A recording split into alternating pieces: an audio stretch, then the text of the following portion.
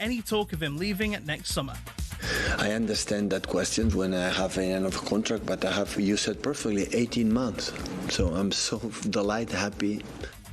There's been talk that he may step aside at the end of next season, and Enzo Maresca could be a candidate to replace him. Meanwhile, it's our understanding that City have held talks with Antoine Semenyo. The Bournemouth winger has a £65 million release clause that comes into effect next month. Now, the Manchester United players need a bit of reality check. Ruben Amorim says some of the younger players can be a little entitled. He's also spoken about the Kobbie Mainoo T-shirt situation. It was not Kobbie that wear the T-shirt. He's not going to start because of the T-shirt, but he's not going to the bench because of the T-shirt. He's going to play if we feel that he's the right guy. Elsewhere today, the EFL's confirmed it won't be deducting any more points from Sheffield Wednesday for financial breaches. Now, are the Ashes as good as done for England? talkSPORT's Double Ashes winner Steve Harmison says 5-0 seems inevitable. He also says England's next head coach needs to be an actual coach and not a mentor like Brendan McCullum. When some of these players are in trouble, technically, I just don't see how he helps out. Heading into day 4 of the third test, Australia hold a lead of 358 runs. It's all the fallout on the Following On podcast. And AJ and Jake Paul are promising to knock each other out. AJ's nearly 2 stone heavier, but Jake Paul says it's a lose-lose situation for AJ in Miami tonight. There's more at talksport.com. talkSPORT News. A man and his married girlfriend have both been jailed for 19 years each for plotting to kill her husband. And get rid of Rayner's workers' rights bill urges the group that led the PM's leadership bid. More for the news team at past. talkSPORT weather with QuickFit. Today it's raining tyres in our centres, including top-notch brands like Pirelli. Visit your local centre or quickfit.com and book today. Becoming more clear through the evening with showers sticking towards coastal areas, turning chilly under clearer skies with patchy mist and fog developing across southern and central areas.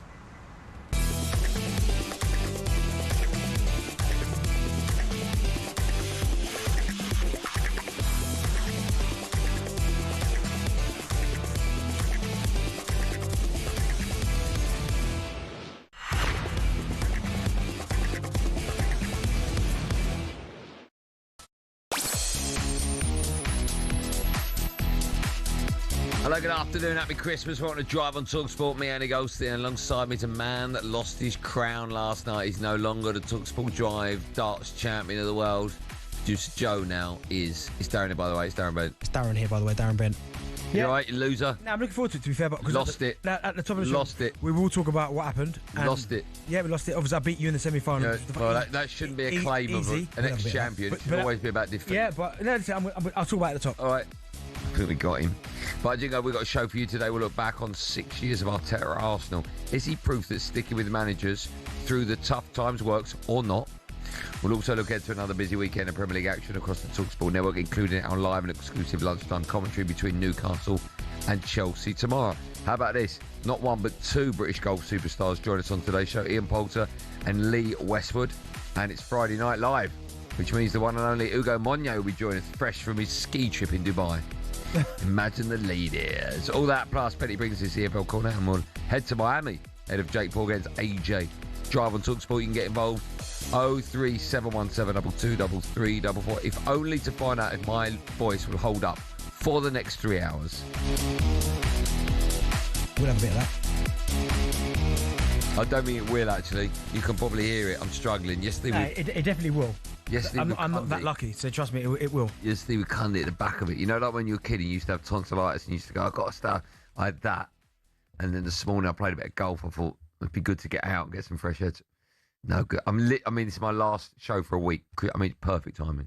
Yeah, me too. Are you all right? Yeah, I'm good. So anyway, on to last night. So we had our drive time night out last night. Congratulations to producer Joe. If ever I wanted someone to win, it'd be Joe, other than myself. Nasty, that is. Not your co-host. No, I wouldn't. So we obviously it was a league phase.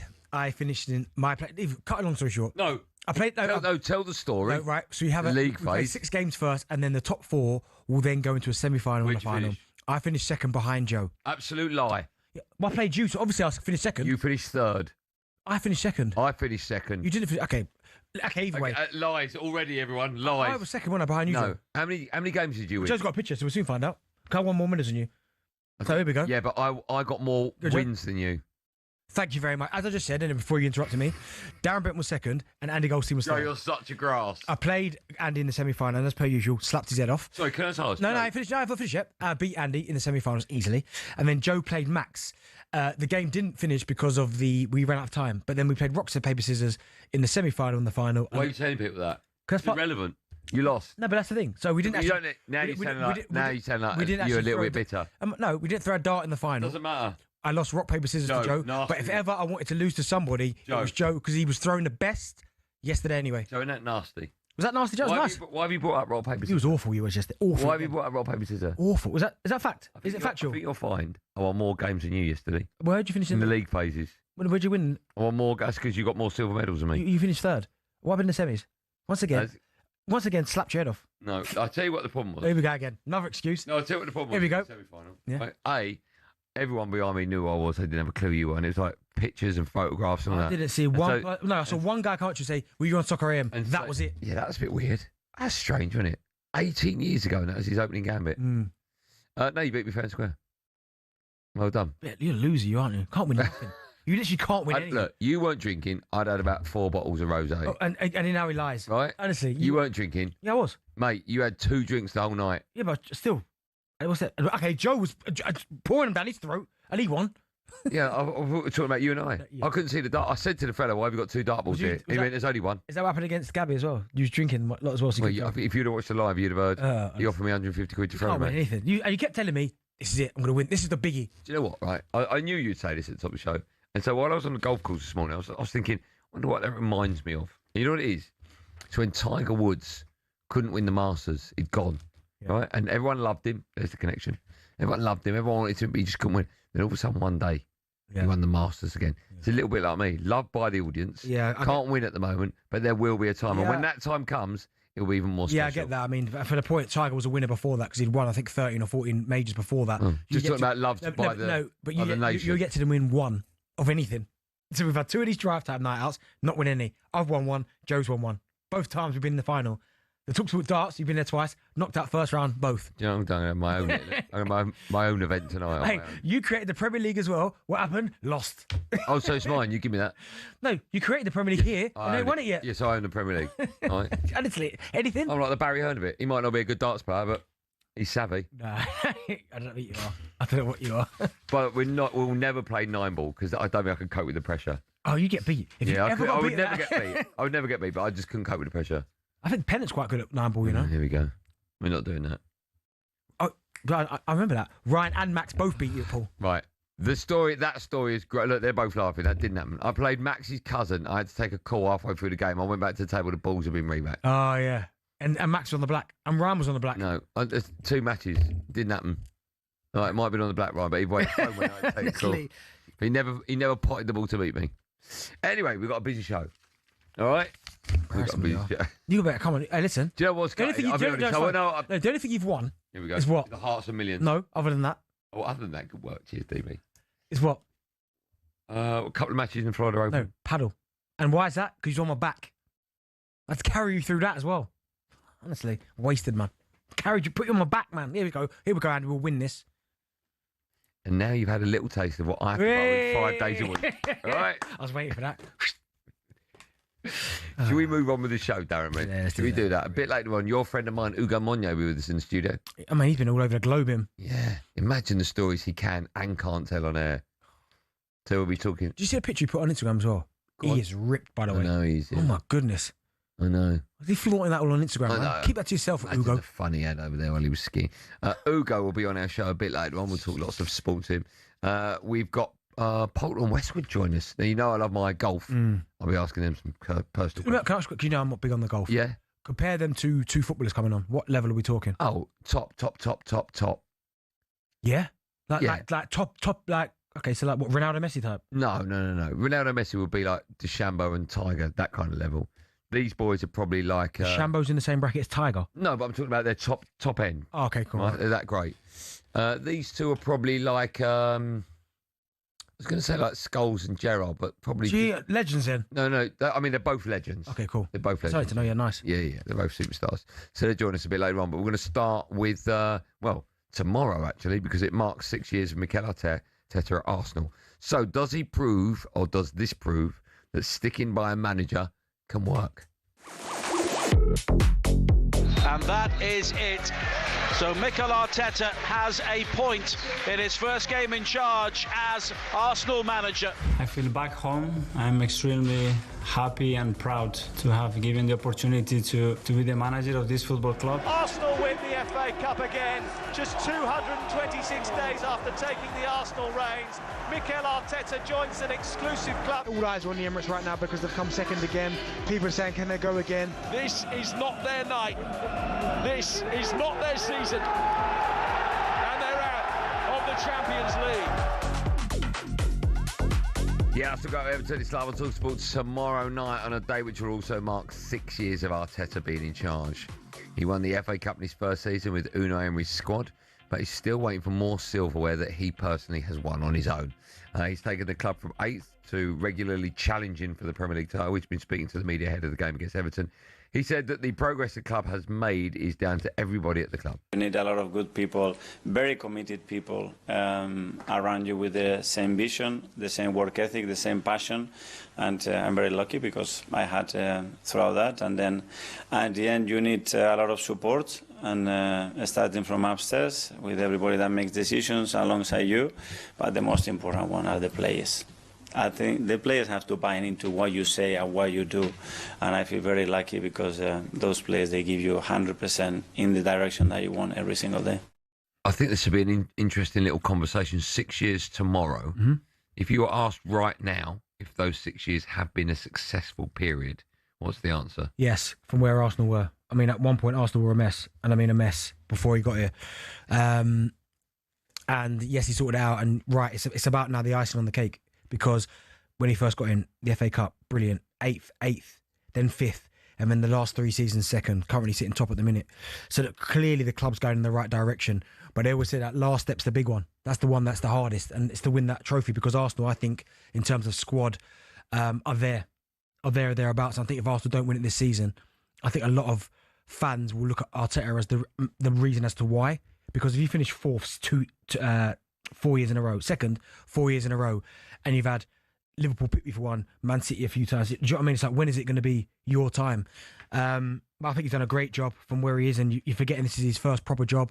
And getting into a Premier League job is hard enough as it is, but for Arteta in your first job, getting into a club like Arsenal, I think he's done a really good job. But as I said there, the way you convince everybody that, it's been a real total success is you have to win something. And I think if he wins it this year, I think people will look back and go, it was worth it. If it don't, then, I mean, obviously it depends on the manner in which you don't win something. But if you have a repeat season of last season, this season, no, I think a lot of people will start to go, no, enough's enough. I wouldn't personally say that because I think we joke about it, right? I think semi-final of a Champions League again, and second in the Premier League. It's not where you want to be, but it feels harsh. Does that make sense? Like Southgate, like a little bit like Southgate. Like he's got 2 finals, and you're almost like, you can't go over the line, get rid of him. So it feels harsh, but this has got a great chance of doing it. I think he's made Arsenal, I won't say relevant again because they're always relevant, but he's made people start going, okay, taking him seriously. But until he wins that first league or Champions League, there's always going to be doubts about whether he's the man to get Arsenal back to where they should be. He needs to win something big. A biggie. Not FA Cup or League Cup. Yeah. It's got to be a biggie. And he needs to win it with his squad. I know we laugh and joke about Unai Emery's, but the fact of the matter remains, this is his squad now, and he needs to win something with his squad. The squad he's built is incredible. Yes. Like he's built a very, very... But then that's where... there has to be a level of patience, and that's where I really commend the Arsenal board, because I'm sure there were moments throughout this journey where they've gone, you know what? I ain't sure this is working. Like, maybe we need someone with a little bit more experience. And I'll never forget, when Arsenal appointed Arteta, it was him going to Arsenal and Ancelotti going to Everton. And I remember thinking, this is the wrong way around. Arteta needs to be going to Everton first, and Ancelotti, one of the best, needs to be coming to Arsenal. But Arsenal saw a vision in Arteta and thought, no, this is the man to lead us forward. And now it's about, can he could deliver that big one. One of them. If every club in the Premier League lost their manager tomorrow, does he get the job of every club in the Premier League? I think potentially, yeah. I think there'll still be some that'll be like, I think a lot of clubs will look at the good that he's done. I know if he doesn't win anything and go, it'd be perfect for us. But I think a lot of fan bases would be like, why are we getting, like, if you're Man City, for instance, and I can understand it, right? If we're talking about now where he's only won an FA Cup, I would fully understand why Man City fans began. Well, Pep's going. Why began for Arteta? He hasn't won anything, so that I can understand. Yeah. But in terms of building a culture at a football club and the fundamentals of a football club, having to make big decisions, making a team go from not challenging at all, like just about getting in the top 10, to now people expecting you to win the league, I think he's done an unbelievable job. Okay. Tomorrow's 6 years. Yeah. What do you expect from the next 6 years? Oh, like, is that off the back of Arsenal winning the league this year? No, from now. So nothing yet. Oh, at least the next 6 years. You and I sat here in 6 years' time. I need 12 years. I need a couple Premier League titles in there. 2 Prems. Yeah. So this could be one. Yeah. So one more in the next 6. Yeah. And then Champions League. 1 Premier League, 1 Champions League. Yeah, deliver one. If you win this I mean, if you go 6 years and you go, he's won 2 Prems and 1 Champions League, you go, wow. Like, obviously, Arsenal to be competitive. You would say, wow, yeah. You would, and I expect Arsenal to be competing in like the there or thereabouts. FA Cups and League Cups, pick up a couple of those. But the biggies, come on. Yeah, that would be a huge success. Yeah. 2 Prems, and a 1 Champions League in 6 years. Okay. Arsenal fans, what do you make of the first 6? What do you make of the next 6? Benny expects 2 Premier Leagues and a Champions League.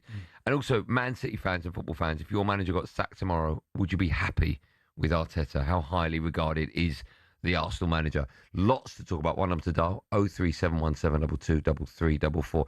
And remember, more people phone up, less speaking I do. That means my voice may just hold out till 7 p.m.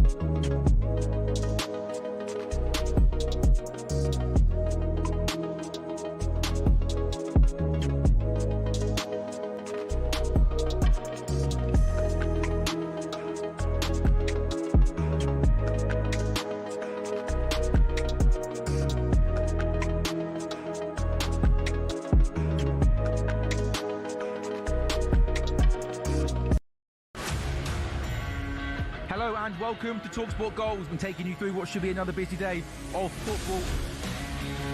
Chance to win it!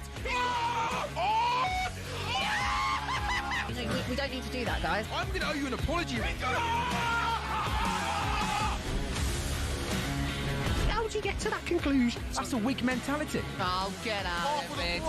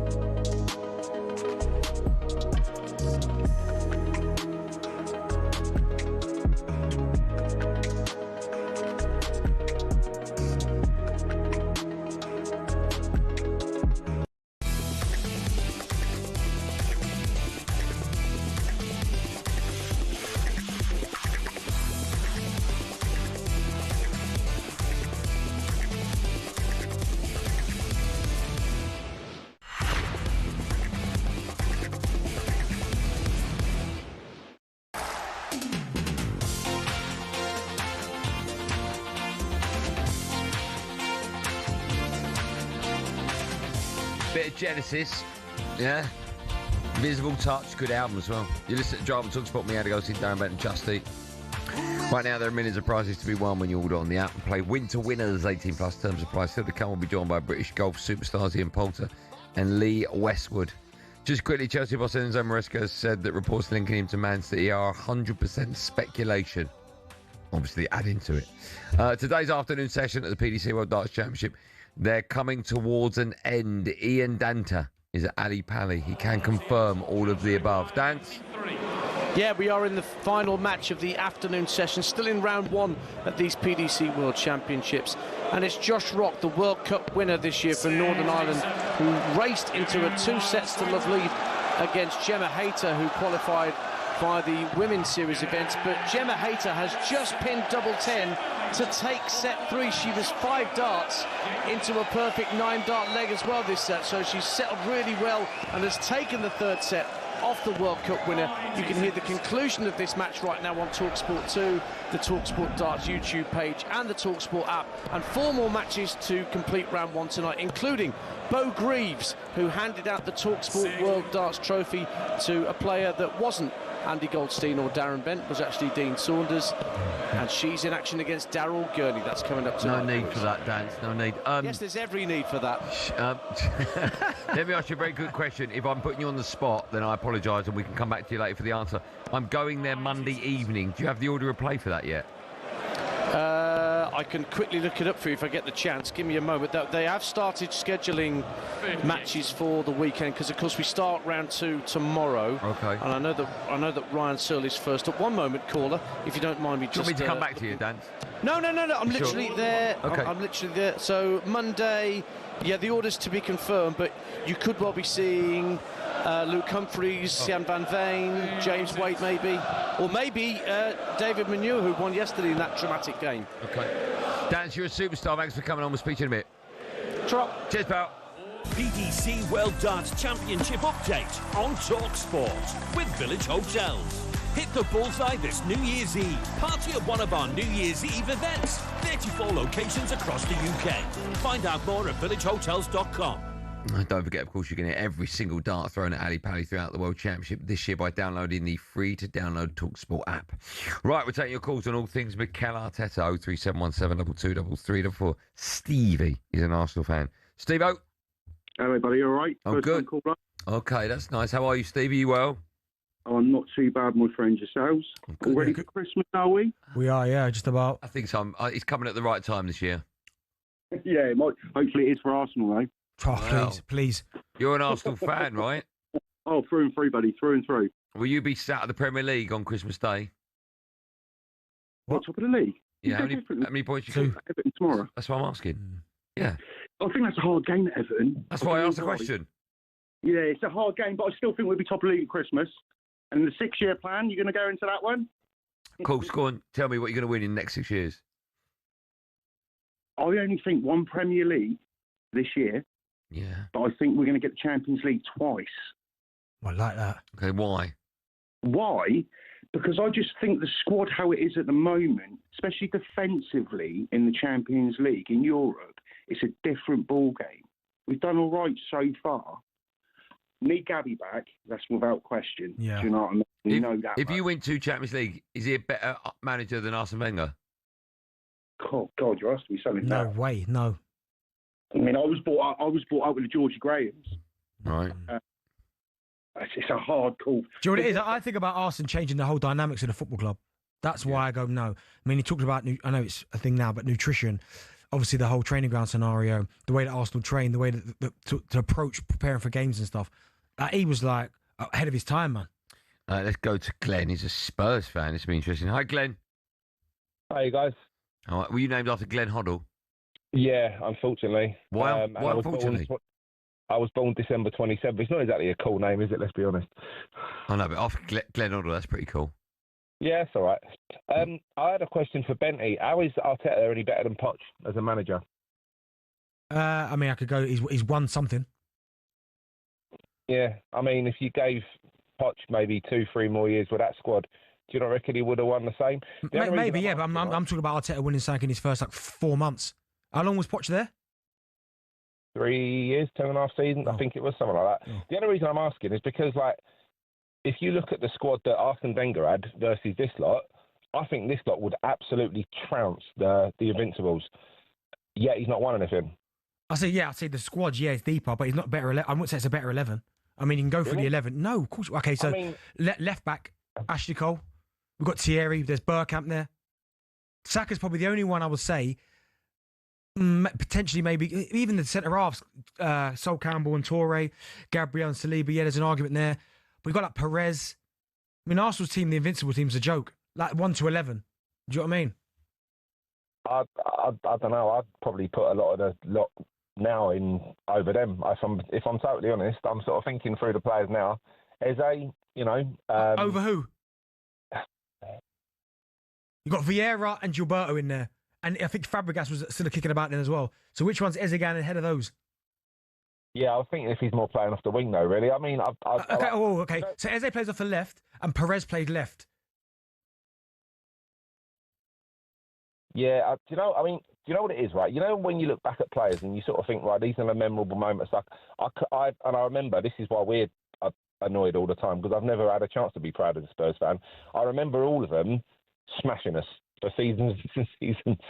But I can't honestly say that I'm, like, if you know, the question you were asking was about Mikel Arteta walking into any job. I'd probably take, as a manager right now, Glasner better. If I was in a bit of crap, I'd take Sean Dyche. I'd probably take a punt on Frank because, again, he's done essentially the same thing with a smaller budget. But the amount he spent, I just think, should you not have... How long did it take Wenger to win something saying that? And he didn't have...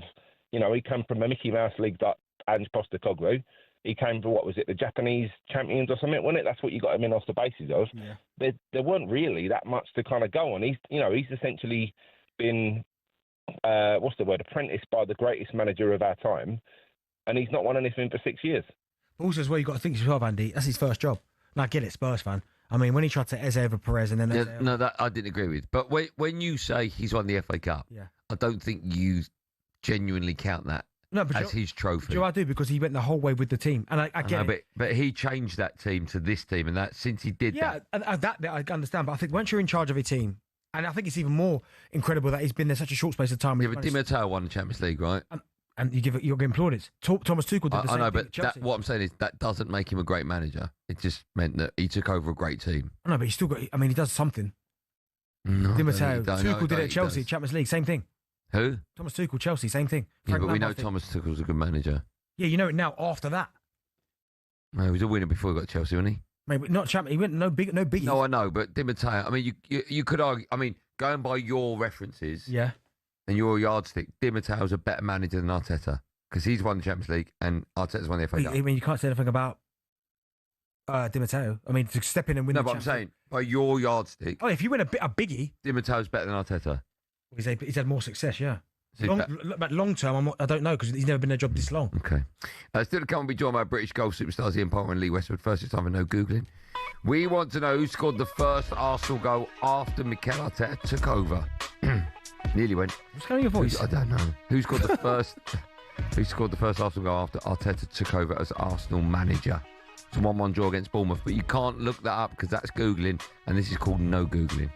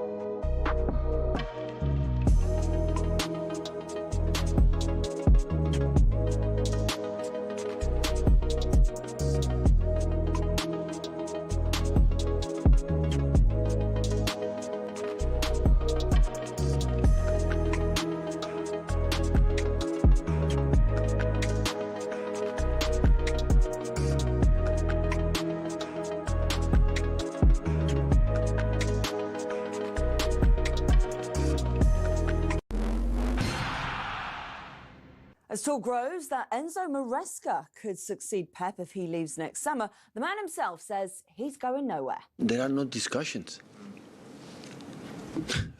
End of the subject. There are no discussions. But they will come at some point. Yes, yeah. I will not be eternal here, but I said my second season here, my third season, I will not be forever. Meanwhile, it's our understanding City have held talks with Antoine Semenyo. The Bournemouth winger has a £65 million release clause that comes into effect next month. Now, is there an air of inevitability about how the rest of the Ashes series goes from here? Here's double Ashes winner Steve Harmison. Unfortunately, I can't see anything other than Australia grinding England into the dirt, potentially chasing 550 tomorrow and the next year, and then continuing it over Christmas, New Year, 5-0. Only a few strands of hope remain as the Aussies lead by 356 with 6 wickets remaining. You can hear more cheery takes like that on the talkSPORT Following On podcast or the talkSPORT Cricket YouTube channel. And AJ and Jake Paul are promising to knock each other out. AJ's nearly 2 stone heavier, but Jake Paul says it's a lose-lose situation for Joshua in Miami tonight. There's more on this at talksport.com.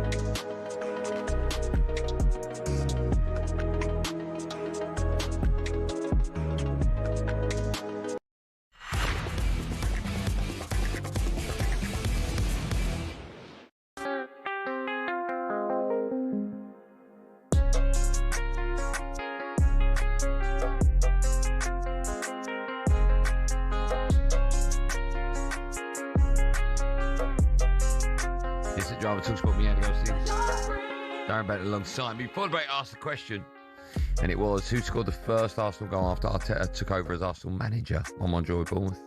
Any idea, D? Give me a little clue or something. Position? She's got 3 names. Pierre-Emerick Aubameyang. Is that right? That's correct. Yeah. Still to come, we'll be looking ahead to the weekend's football in Ready Steady Crook now. It's all over in the final match of today's afternoon session at the PDC World Darts Championship. The wonderful Ian Danter can tell us more, Dance. Yeah, Josh Rock got it done, Andy, beating Gemma Hayter by 3 sets to 1 in the end. Credit to Hayter for taking the 3rd set and getting 5 darts into a potential 9 darter. But Rock got the job done in the end, so he's through to round 2. We've got 4 more matches tonight to finish off round 1. Willie O'Connor against Christoph Kachuk, and the winner of that will take on Michael van Gerwen.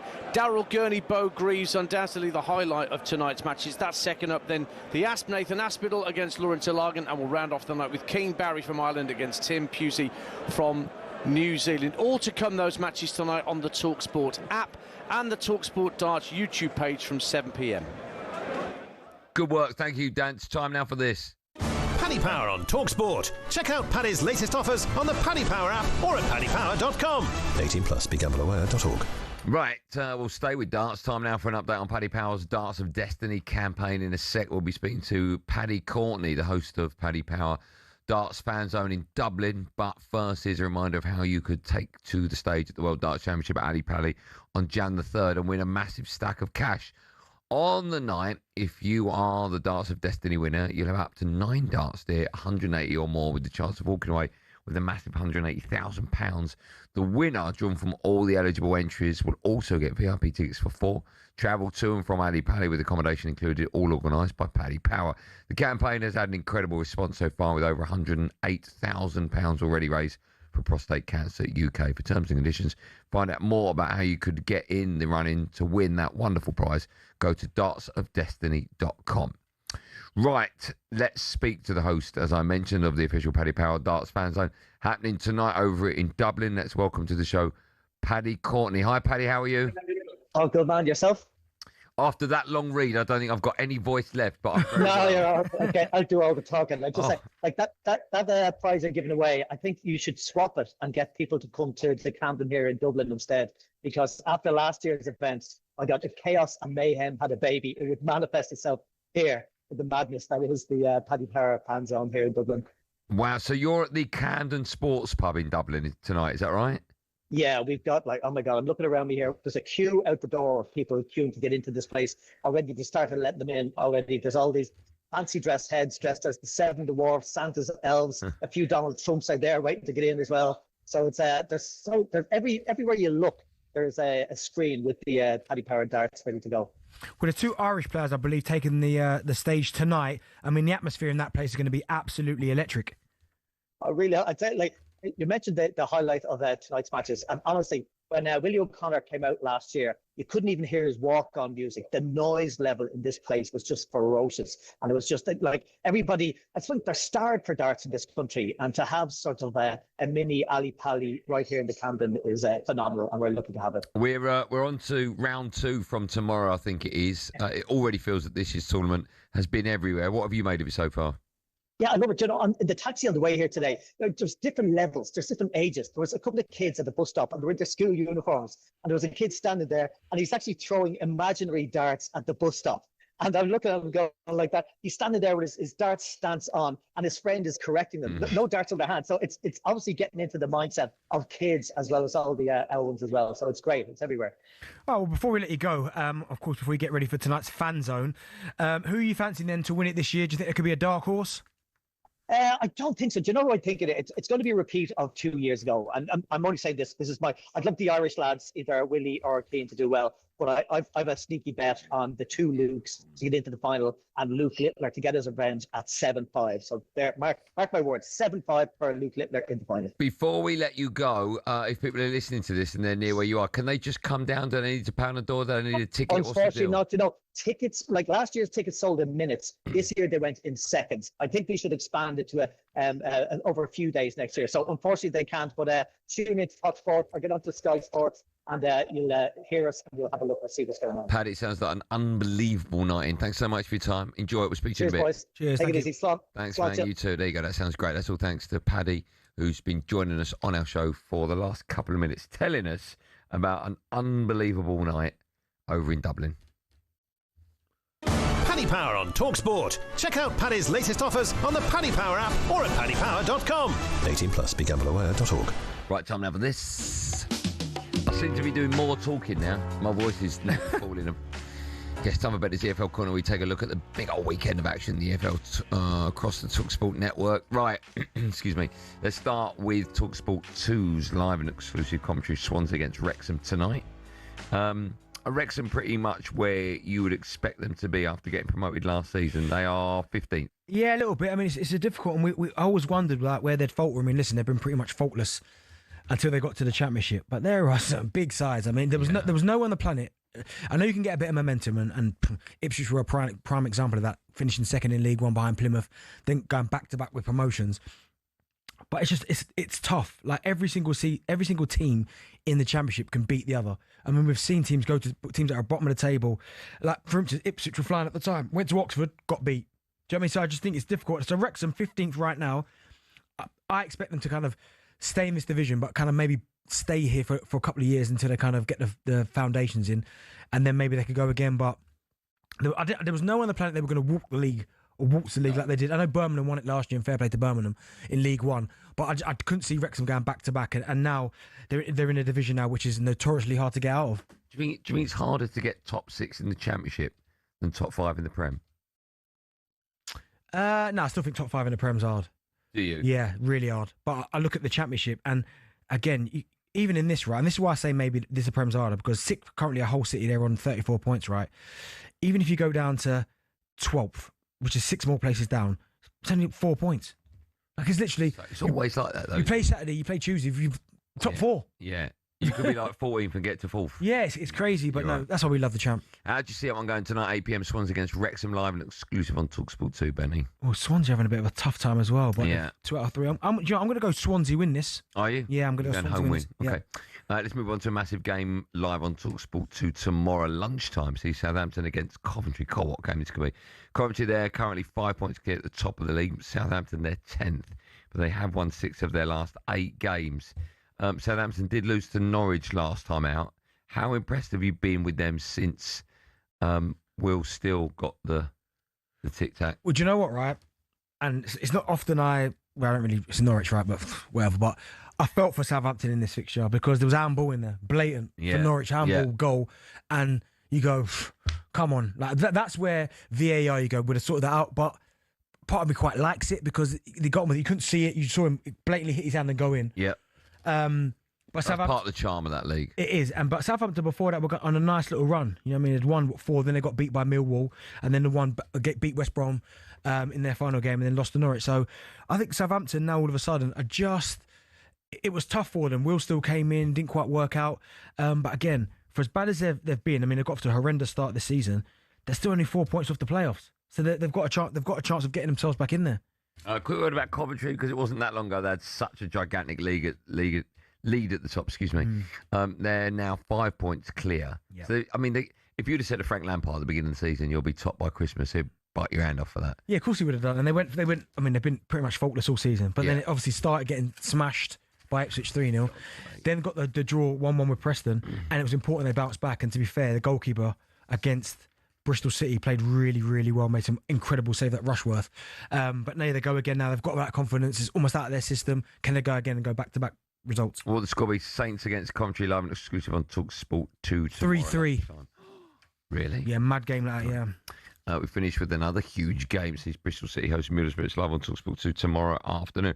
How well have Borough done to deal with Rob Edwards leaving for Wolves? Do you know what? Have they got better? I'm not going to lie to you. It's a little bit like a slap in the face. Yeah, isn't it? Because Rob's gone to a Wolves, which is a hard game, by the way, hard gig. Like, he doesn't look like they're going to get anywhere near survival. And Middlesbrough have just kicked on and gone, all right, they've won 4 straight, some really good results in there as well. And if you're Rob Edwards, I know he won't look at it and go, well, I've made the right decision, because he feels that Wolves are his club. But fair play to Middlesbrough to kind of just bounce back and just keep going. You have to give him a lot of respect for that. Obviously, Kim Hellberg kind of guiding the ship at the minute, doing really well. Fair play. Okay. When we come back, we will be talking about the fast that is the boxing, which is tonight, tomorrow morning. But either way, it's happening. We'll be discussing it when we come back.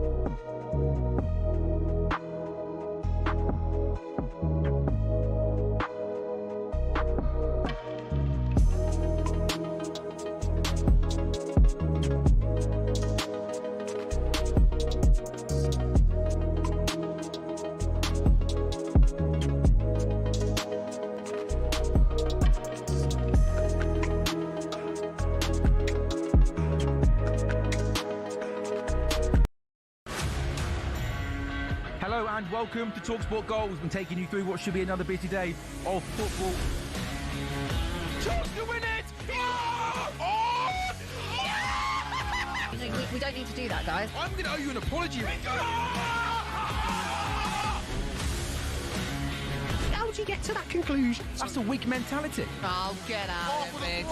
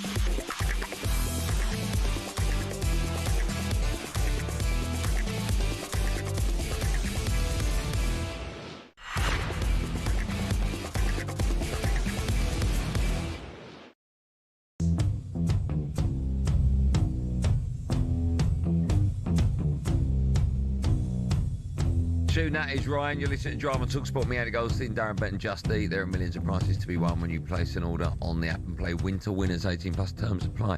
Still to come on our show, we'll be joined by British golf superstars Ian Porter and Lee Westwood. Very excited about that. Right. In the early hours of tomorrow morning, Anthony Joshua will take on YouTuber turned boxer Jake Paul in Miami. In case you're unaware of it, AJ pushed Paul's fist away from his face and said, "Don't touch me," as the pair faced off. Today's weigh-ins will get a little bit even more silly than it has been. Let's get more on this now. Look ahead to the fight. We've got live to Miami. We speak to boxing expert, broadcaster, friend of the show, Ak Reyes joins us. Ak, good afternoon, good evening to you. How are you, sir? Good morning. I mean, I'm phenomenal. Look where I am. Miami, palm trees, blue waters behind me. I couldn't be better. Thanks for having me, guys. Well, it's our pleasure. It's raining here in London, so we're delighted to see the weather's lovely there for you. Listen, we've got so much to talk about. Before we talk about everything in detail, I'm just curious as to your view, because my view, and I share it with lots of English boxing fans, I hope the majority of boxing fans, is this is not just a farcical fight. It's one that should never happen. And it's the gulf between the two fighters is the biggest gulf between any two sports people competing against each other in the history of sport.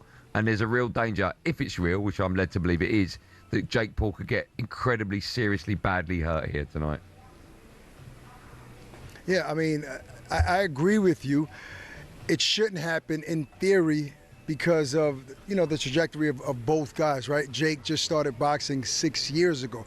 But the flip side to that, guys, is that boxing is a business. It's not just a sport. It's a business. And when you bring business to the sport, you skip the line, so to speak, right? Now, he skipped the line way beyond of, you know, my imagination. I never saw this coming at all. But then again, when you know Jake and you experience his energy, what he brings to entertainment, like, part of me is not that surprised, guys, but yes, he can be seriously hurt. And no more ifs.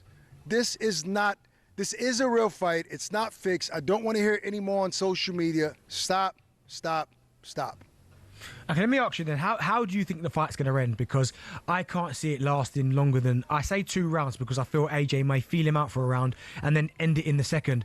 How long do you expect the fight to last? The fight will last as long as AJ wants it to last. I mean, that's the reality here, because even though Jake is not experienced, so that sometimes causes some confusion to an experienced fighter, right? Because he's fighting a guy that's awkward. He's not traditional, right? So we don't know what to expect from Jake. So I think that might take AJ 2 minutes to figure out. And then after that, it's all up to AJ. This can end in the first round. If AJ wants to drag it to the 3rd, to the 8th, any round, it's when AJ wants it, guys. Some people have suggested that he's got a fighter's chance because it's heavyweight and he catches him with a punch. I genuinely think I've got as much chance as he has. I'm not being facetious. I genuinely think I've got as much, and that's zero. That's zero. Do you give him any chance? I'll tell you. I'll tell you what. I don't think you have the same chance as Jake. I think Jake will probably whip your butt. He actually becoming a decent fighter. I'm not talking about if I fought Jake. I'm talking about if I fought AJ. I've got as much chance of beating him. No, I know what you meant. I'm just saying that Jake has a better chance than you, but it's still a 1 in a million chance, all right? Because it's just size, experience, power, but this is the theater of the unexpected. I want to give those fans out there to have a little glimpse of hope to see some massive upset. It would be the biggest upset in sports history, in any sport across the globe in the history of sports. There'll be no bigger upset than this one. But there's still people win the Powerball here. It happens. So one lucky shot at the right time where AJ doesn't see coming, within an exchange, it can happen, guys. It can happen. Will it happen? No. Let me ask you then, because from the Jake Paul side of things, because I've seen him fight a lot of ex-retired UFC fighters. I've seen him fight Tommy Fury where he got beat. But if the miracle was to happen and he was to win the Powerball, as you put it, and beat AJ, how is he going to do it? Like, what's his boxing skill set that can cause him to give AJ problems? Well, I'll say this.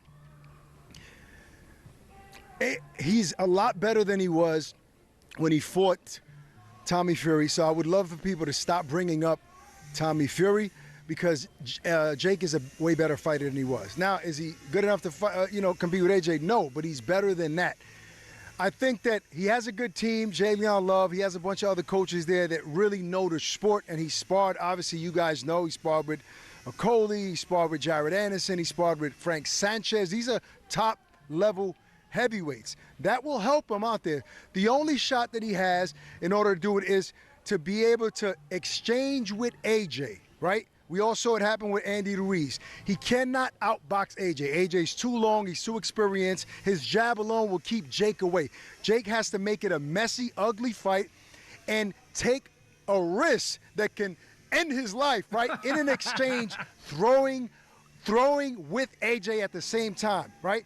These are the slight moments that he might be able to land a shot. If he's going in there trying to outbox AJ, it's never going to happen. He's going to get beat to a bloody pulp and knocked out. He has to be in the line of fire, and when AJ starts to exchange, Jake has to pray to God and throw a Hail Mary where he catches him in an exchange and possibly hurt AJ. That's the only shot that Jake has.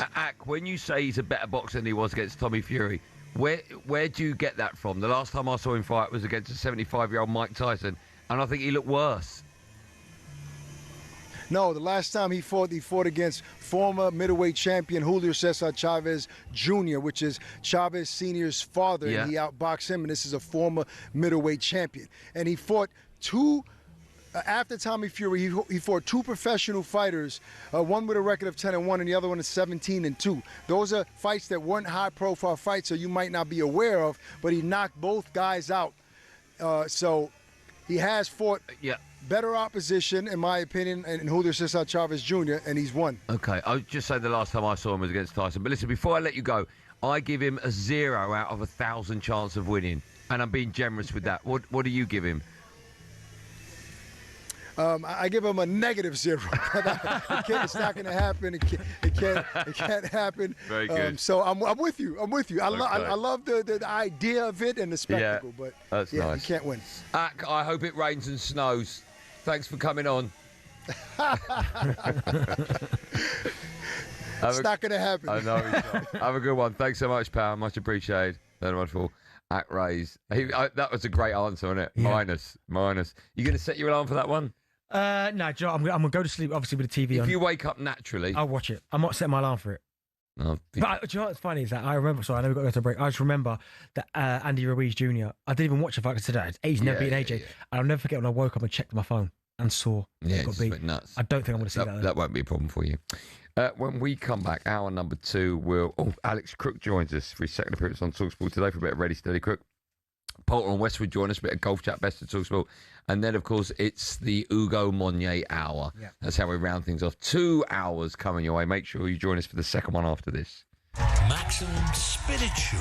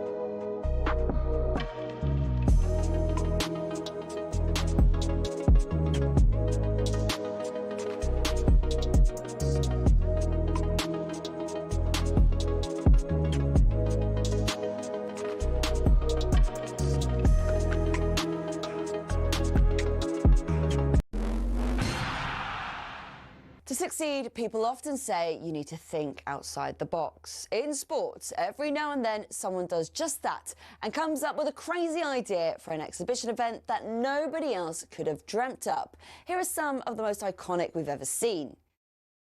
I mean, what an image. This was the setting for the Battle of the Surfaces in 2007 between Roger Federer and Rafa Nadal. The courts in Nadal's home of Mallorca reportedly took 19 days to build and cost £1.2 million. The players had to change their shoes every time they changed ends, and despite some dodgy bits of grass, they slugged out an epic three-setter, won by Nadal. But that's not even the most famous exhibition in tennis, because in 1973, we got the Battle of the Sexes, watched by 50 million people in the US alone. Billie Jean King's victory over Bobby Riggs was not only a landmark event for entertainment value, but also for its impact on the fight for gender equality in sports. I mean, the Battle of the Surfaces never got turned into a movie. Now, imagine a motor race that involved American Indy cars and European F1 cars. Well, that happened twice, back in 1957 and 58. The race of the two worlds took place at Monza and was nicknamed Monzanapolis. Despite legends like Sterling Moss, Phil Hill and Mike Hawthorne racing the F1 cars, the Americans won both years. Fans and the teams loved it, but it didn't make enough money, so got canned. For its cast list alone, though, the greatest exhibition might have to go to the Princess Diana Memorial match at Lord's. Mike Atherton captained a Marylebone Cricket Club side, with Sachin Tendulkar leading a rest of the world 11. Names like Wasim Akram, Zurav Ganguly, Andy Flower, Anil Kumble and Glenn McGrath turned out. The one-dayer, won by the rest of the world by 6 wickets, raised more than £1 million for the Princess of Wales Memorial Fund. Incredible all round.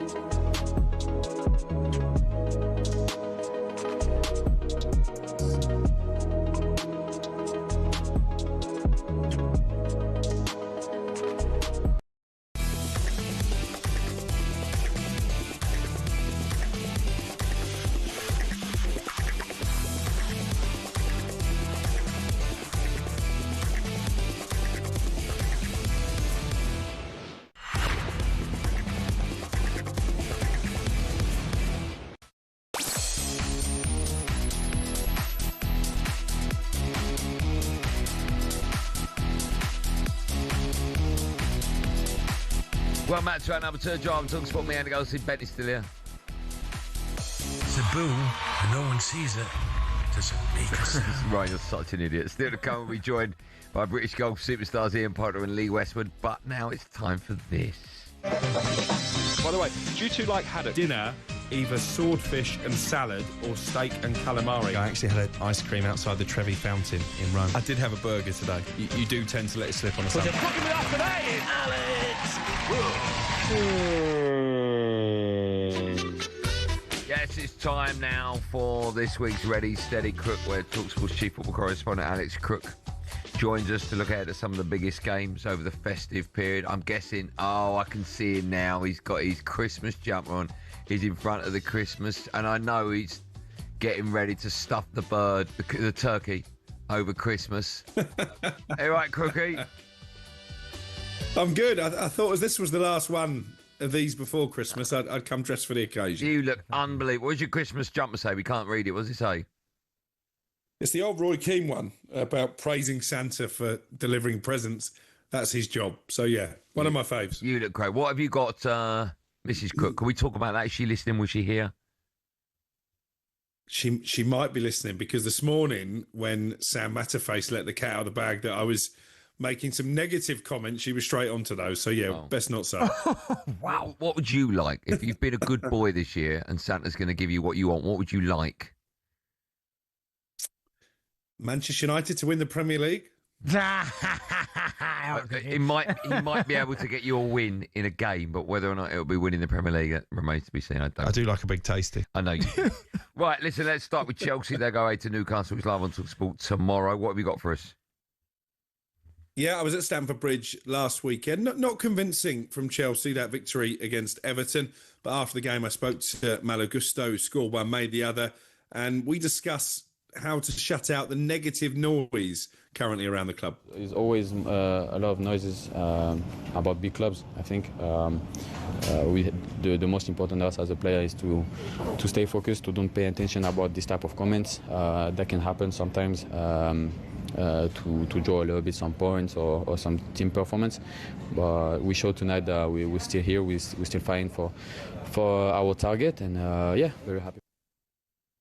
That's Malo Gusto speaking after Chelsea's 2-0 win against Everton. Tough game, isn't it, for Enzo Maresca's side? Newcastle not having the best of seasons, but their home form is strong. Yeah, Newcastle at home's always a tough place to go, especially the atmosphere is crazy, but I mean, Gusto talking about they don't listen to the noise. Every footballer, I can tell you now, listens to everything. They read everything. It's just the negative stuff they don't like. But Chelsea obviously had a run of games, 4 games, where they drew with Arsenal, got beat by Leeds, drew with Bournemouth, then beat by Atalanta. It was a little bit like, okay, like when they're going to turn the corner. They beat Everton, as you said there, and then obviously the League Cup midweek. I think it's going to be a tough game for them, but there's no reason why they can't go up there. My only reservations with Newcastle moving forward would be, have they got the squad to compete on all fronts, in all the competitions that they're in? But for Chelsea, I mean, with Enzo Maresca, I think they've got a great chance of winning something. Not the league, but they've got a great chance of winning something. What that something is, I'm not quite sure. Yeah, I agree with you when it comes to the Premier League. I think that they probably are too inconsistent. Champions League, I think, will be beyond them when it gets to the latter stages, but obviously they're into the last 4 of the League Cup. See what happens in the FA Cup as well. I think he probably needs to put a trophy in the cabinet. I think they need to finish in the top 5 as well. Otherwise, there might be questions about his job come the end of the season. Crookie, I was listening to you this morning with Gabby and Sam. And Gabby, good show, that. Good show. Yeah, it was a very good show. And Gabby was talking about Enzo Maresca and Chelsea, and when do they start with the money they've spent? When did you start going, right, they need to win the Premier League? It's about winning the Premier League. I didn't quite hear your response to that, but what are you thinking? Because I think they've brought a lot of young players that they can develop and then sell. But when do you think it's going to be time for them to be challenging for the Premier League and people saying, yeah, they're in the mix to win it? I still think it's a little way off because of the model. You're right, they have spent a lot of money, but they've not really spent it on tried and tested and senior pros, which I think is part of the reason Enzo Maresca has voiced his frustration. If you look at their squad and compare it to Arsenal in particular, I put Liverpool in that mix, and maybe Manchester City to a certain extent as well. They look a long way off Chelsea of having those players. When we get to the business end of the season, they're competing in the Champions League, they're trying to win the Premier League. I don't see it, to be honest. And I'm amazed that Chelsea fans are so tolerant. I understand that maybe they were fearing that they wouldn't have a club to support at all after the sanctions imposed on Roman Abramovich. But this is a very different club to the one that Todd Bowley and Berdad Eghbali inherited. If you look at the team that won the Champions League for Chelsea, they're a million miles away from that. I think this is a real tough one to predict, actually. I'll ask you both to do that, though. 12:30 tomorrow, it's live on talkSPORT, Newcastle against Chelsea. Crookie? I've gone 2-1 to Newcastle. I just think Newcastle's home form is so good. I'm going to side with them. DB? Andy, what do you think? Oh, no, it's nothing to do, man. No, go on. What do you think? I think 2-2. See, I've gone Crookie 2-1. Newcastle, yeah. Okay. Tomorrow, 8 p.m, this is a fascinating game. Leeds take on Crystal Palace. It's live on talkSPORT 2. Crookie, what you got for us? Yeah, I think it really is. I was at Brentford last week, really impressed with Leeds. Came from behind, got a point, continued their good run of form recently. I spoke to Daniel Farke after the game, and after scoring for a 4th match in a row, I asked the Leeds manager if his striker could force his way into the England squad for next summer. Yes, of course, because Thomas rewards performances. I'm far away from giving any recommendation because Thomas is a top class manager and coach, and he knows exactly what he needs. But as a player, if you deliver with consistency performances, then you have all chances. He was there before, has proven that he can score goals for the 3 lines, and yes, if he shows this with consistency in this league anyhow, then he has also any chances to be back there again. That's Daniel Farker speaking about Dominic Calvert-Lewin and a possible England recall. I don't think it will happen, but as we were discussing with Danny Welbeck a few weeks ago, there is an opportunity for someone to come out the pack and make a case to be Harry Kane's understudy. Yeah, there is. And you're right, Cricket. I think we all know it's Kane, obviously, but it's who's next. I think probably Watkins still is in the driving seat in terms of that, but Welbeck's had a really good season.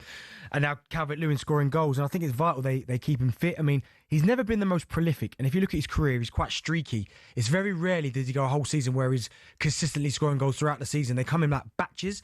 But listen, his goal the other day, that's him to a T, that header against Brentford. If you can give him that type of service, and I said it to Andy on the show, there's no one that can live with him. When you put crosses in the box like that, no one can jump with him. So they have to keep him fit. And I think if he stays fit, and he doesn't have to score 20, but if he was to get between 10 and 15 and other people chip in, I think Leeds will stay in the division. Right, let's get your view on this one. It's live on talkSPORT 2 tomorrow, 8 p.m. Leeds against Crystal Palace. Crookie, I'll start with you. Will it be a happy Farker or a sad Farker? Probably a middling one. I'm going to go for a draw. We go for DB. Palace are a tough team to beat. Leeds playing well. 1-1. Okay. Again, Crookie, get 1-1. I'm going away win. I think a very sad Farker. Right, let's talk about... What's funny about that? Daniel Farker is his name. We'll say Daniel then. You know, it's always Guardiola, isn't it? You never say Pep. No, you say Pep. I never hear you say Guardiola. You say Pep. No, well, that's because 4 p.m. 4:30 tomorrow. Aston Villa on Sunday against Man United. Cookie, if Man United had a fully fit squad and there was no AFCON, I wouldn't fancy us for this one. I can only see us coming away with 0 points. I'm a little bit more optimistic than you, but we'll Why? come on to predictions. Ruben Amorim has been speaking to the media at his press conference today, and he's responded to Harry Amas and Chidu Obi, letting their feelings known on social media after the Manchester United manager suggested that maybe the youngsters are not quite up to first team standard. A little bit the feeling of entitlement that we have in our club. A lot of players nowadays that they speak and they go against the clubs and everything happened because they feel entitlement. And then you have legends of the club saying that if you don't play, leave because everyone is wrong. No, let's think about, let's stay, let's fight, let's overcome. Maybe the manager is wrong. I'm the first one to say that I'm failing this club inside the pitch. I have that feeling. We are not performing the way we should be. But outside the pitch, I guarantee you I'm not failing to this club. The players sometimes forget about what it means to play for Manchester United. We as a club sometimes forget who we are. The players, the kids, they feel entitled. They feel free to respond to the manager with a picture. My office is open. Nobody's coming to talk to me. Those are strong comments, aren't they, from Ruben Amorim? Obviously, he's reacting to social media posts. Harry Amas has been out on loan at Sheffield Wednesday, and I think he posted a picture of himself winning Player of the Month. Chidu Obi posted a picture on social media of him scoring a goal. And you know what? I think he's absolutely right. And I'm keen to get your view on this, Andy. I think you're going to be different to me. After his half-brother posed at Old Trafford with that free Kobe Mainu jumper that he was wearing, on a T-shirt, you then got yourself a jumper with the same slogan, and Kobe's social media team or him himself liked that post. I think Kobe Mainu might be in danger of losing a bit of sympathy from the Manchester United fan base. I don't think he should be airing his dirty laundry. Do you know what, Quickie, just before Andy answers that, I 100% agree with you and Ruben Amorim. And that's the problem with the young players today, because neither of them have made a dent in the first team yet. And yet they're thinking they can respond on social media to what the Manchester United managers had to say, rather than just getting your head down and going, do you know what? Maybe I should do a little bit more. Then maybe there'll be an opportunity for me. So I think Ruben Amorim's 100% spot on. I can't disagree with any of that. The young kids, you've got to be very careful posting stuff on social media at the best of times. With regards to Kobe Mainu, I mean, he's not responsible for that. That's his half-brother. I wore the free Kobe Mainu shirt purely because A, I thought it looked really good on me, but B, because I wanted him to be free to play for the club, not to leave the club. I know a couple of ex-Man United players have come out and said he should go in January. I don't want him to leave the club. I think he's a fantastic player. And it wasn't that long ago that he was starting for England in the Euro final. I just feel, Crookie, that if Man United were on this unbelievable winning streak and we were playing wonderful football, then there's a reason why he's not being picked. But we're the opposite of that. And there aren't, apart from maybe Bruno, there aren't too many players that are picking themselves. And I'm looking at some players and I'm thinking, well, you're okay. We're not winning. We're drawing. We're dropping points. Give him a chance. And not just him. Give other players a chance, because it's currently not working. And I do feel that there's I'm getting this from nowhere, it's just my feeling. there's something a little bit deeper that's gone on between the manager and Kobbie Mainoo as to the real reason why he's not being picked at the moment. Yeah, I agree with you. It feels strange. And I think the team selection this weekend is going to be fascinating because Casemiro is suspended. Clearly, Casemiro is not the future anyway. Kobbie Mainoo could be. If he picks Ugarte ahead of Kobbie Mainoo to replace Casemiro, I think that's a real statement. That's definitely happening. Oh, he will. That's definitely happening. He will pick him. And that's the problem. We'll get smashed against Villa. Ugarte will play. Kobbie Mainoo will come on with 11 minutes to go and we'll lose. I mean, it will be insane if Ugarte starts ahead of Kobbie Mainoo. Absolutely insane. But then that would just be a manager not picking him out of spite and not for footballing reasons. Well, it might be. Cookie, permission to talk. Yeah, well, sorry. It sounded like you were going to come back to Benty there. Is he in danger of being too stubborn on this? Because all the media and all the fans are telling him to pick Kobbie Mainoo. Is that making him more determined not to pick Kobbie Mainoo? I think so. I don't think they're saying pick Kobbie Mainoo. They're saying play 4 at the back. 3 doesn't work. Well, do you know what? Pick Kobbie Mainoo. The other day, right, it came out that they now are potentially willing to listen to offers for him in January. So that's them now backing the manager. And I think January goes out on loan. Yeah, well, he needs to. If he wants to play at the World Cup, he needs to. He won't go to the World Cup. No, I know. Crookie, what will the score be? I think that ship has sailed. Yeah, 4:30 on Sunday, Aston Villa against Man United. What score will Villa win by? I'm going 1-1. Bentley's gone 3-1 Villa. I'm going 3-1 Villa as well. Why are you going 1-1? United are weaker.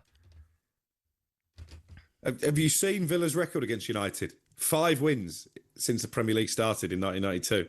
Look at that final day of last season that Gabriel Bonnehour won't stop beating on about.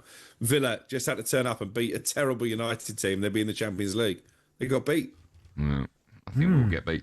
Crook, always a pleasure. Cheers, we won't speak to you before Christmas now, will we? We won't. So have a good one. I've got to say, boys, it's been a pleasure joining you this year, and particularly over in the States. Absolutely loved it. He's getting all sentimental. I love that. He's one of my favourite people. Yeah. Whatever. Crookie, happy Christmas. Cheers, Crooks. Thanks, man. Cheers, boys. Same to you. We love you lots. The wonderful Alex Cook. He's brilliant. He's a ledge. He's great. When we come out, we'll take calls from Man United fans about the Kobbie Mainoo situation, about the fact that Ugarte, I imagine, will be starting, and also young kids out on loan. Should they post? I mean, of course the answer is no, right? Of course not. They shouldn't be doing that. You can have your say by picking up the phone because you'll be next. 03717 22 3344.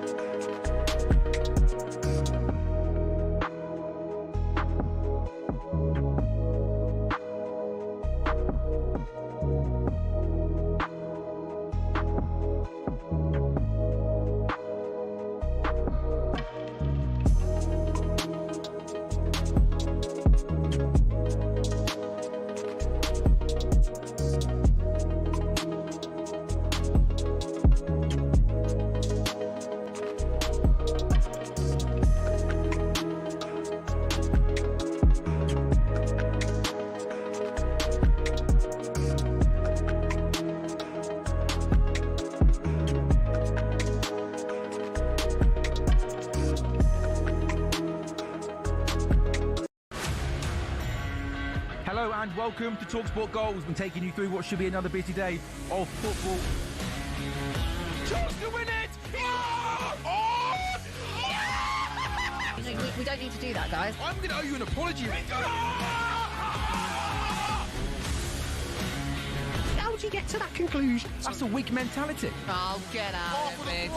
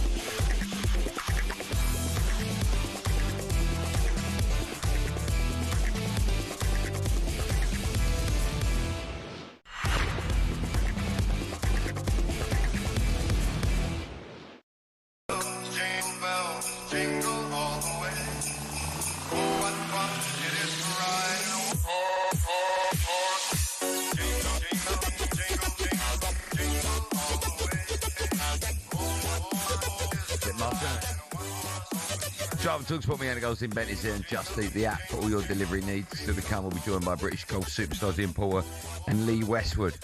Just quickly, former Wolves midfielder Ruben Neves wants to return to the Premier League from Saudi this summer.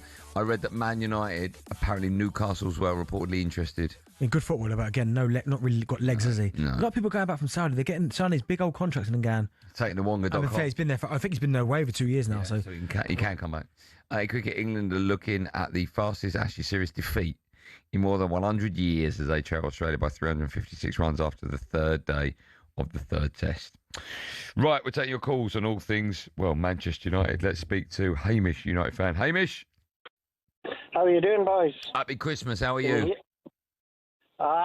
Well, better than I was. I got food poisoning yesterday, so what'd you eat? It was good last night. What'd you eat? Fish and chips for an auction.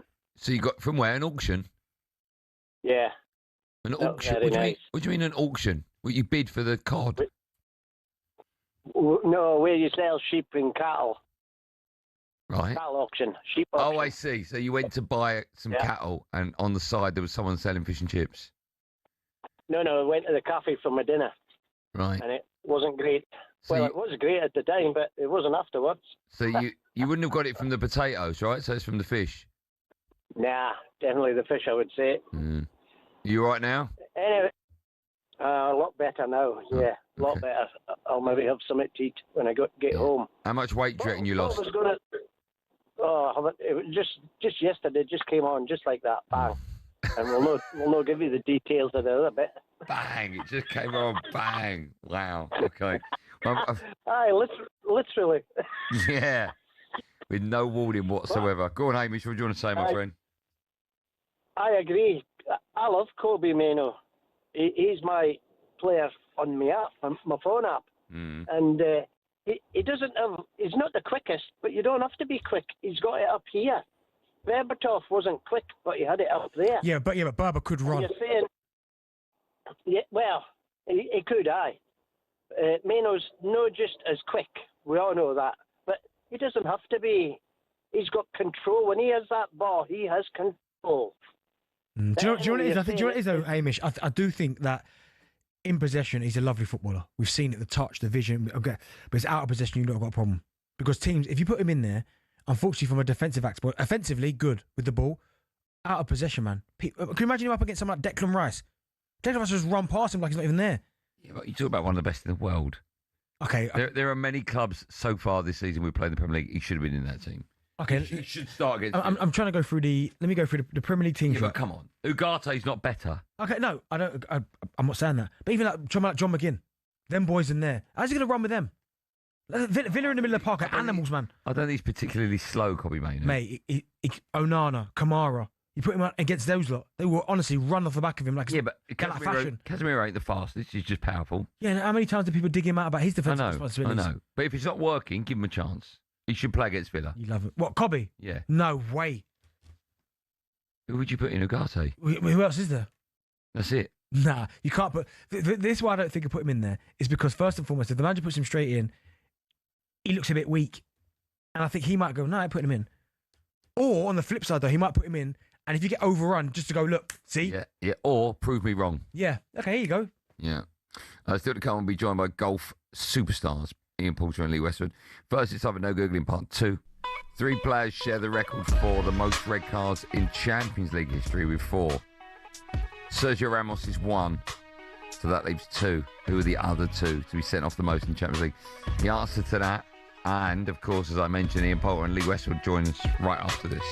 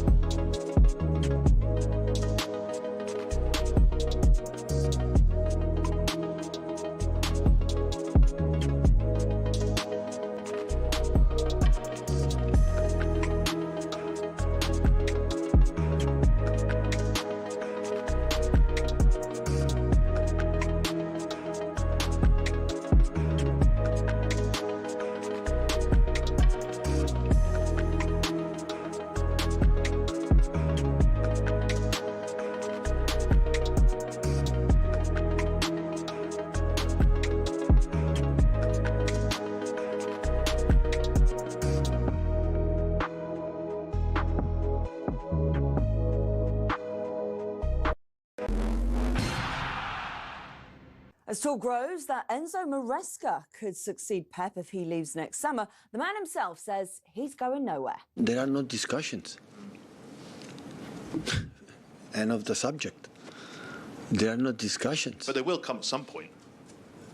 Yes, yeah. I will not be eternal here, but I said in my second season here, my third season, I will not be forever. Meanwhile, it's our understanding City have held talks with Antoine Semenyo. The Bournemouth winger has a £65 million release clause that comes into effect next month. Now, is there an air of inevitability about how the rest of the Ashes series goes from here? Here's double Ashes winner, Steve Harmison. Unfortunately, I can't see anything other than Australia grinding England into the dirt, potentially chasing 550 tomorrow and the next year, and then continuing it over Christmas. New Year, 5-0. Only a few strands of hope remain as the Aussies lead by 356 with 6 wickets remaining. You can hear more cheery takes like that on the talkSPORT following on podcast or the talkSPORT Cricket YouTube channel. And AJ and Jake Paul are promising to knock each other out. AJ's nearly 2 stone heavier, but Jake Paul says it's a lose-lose situation for Joshua in Miami tonight. There's more on this at talksport.com.